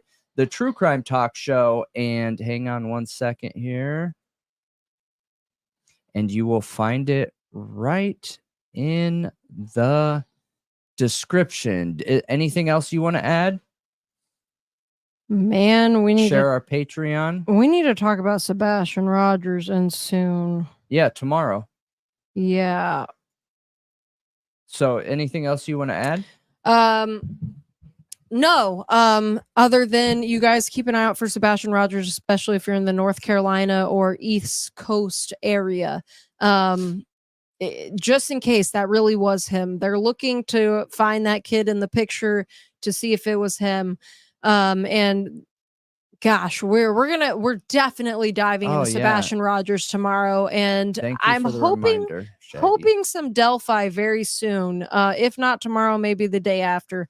Patreon. But yeah, give a rundown of Patreon, how we have a free tier and stuff. Yeah, so we have a free tier on Patreon, and it is fantastic for getting alerts because we all know that YouTube absolutely sucks at sending out alerts. And you'll stay up to date with everything we're doing. Yep, absolutely. Discord's good for that too, because we usually post when we're live. Patreon, in there. If you want to support our show, we have lately we have quite a bit of supporters. And first off, I just want to say thank you to all of our supporters out there. It's actually to a point where like our supporters are are supporting more than like even ads are covering, which is incredible. And it's only growing every single day. So thank you all for being such avid supporters of Thought Riot Podcast. You know, we are here doing it for you guys, and you guys are absolutely incredible. So we're going to keep working hard on the content. We're going to keep updating the studio, and we are going to keep growing. So we just bought a building for the new studio and all the things that are coming. So, you know, you're doing your part and we are going to do our part. But so where I was going with that is on Patreon. You can support us on there, or you can support us on YouTube. Some people prefer Patreon because you can use PayPal. Some people prefer YouTube because it's more convenient where they watch their content. We have options on both, okay? But we also have free tiers on both as well. So you guys just keep doing that, and we appreciate you for it. And yeah. Thank you. Yes. Absolutely. And thank you all for being here tonight. Catch us again tomorrow. Next time we're live. Yes. And we leave will a like, see you leave a comment. Yep. And we'll see you later on the next one.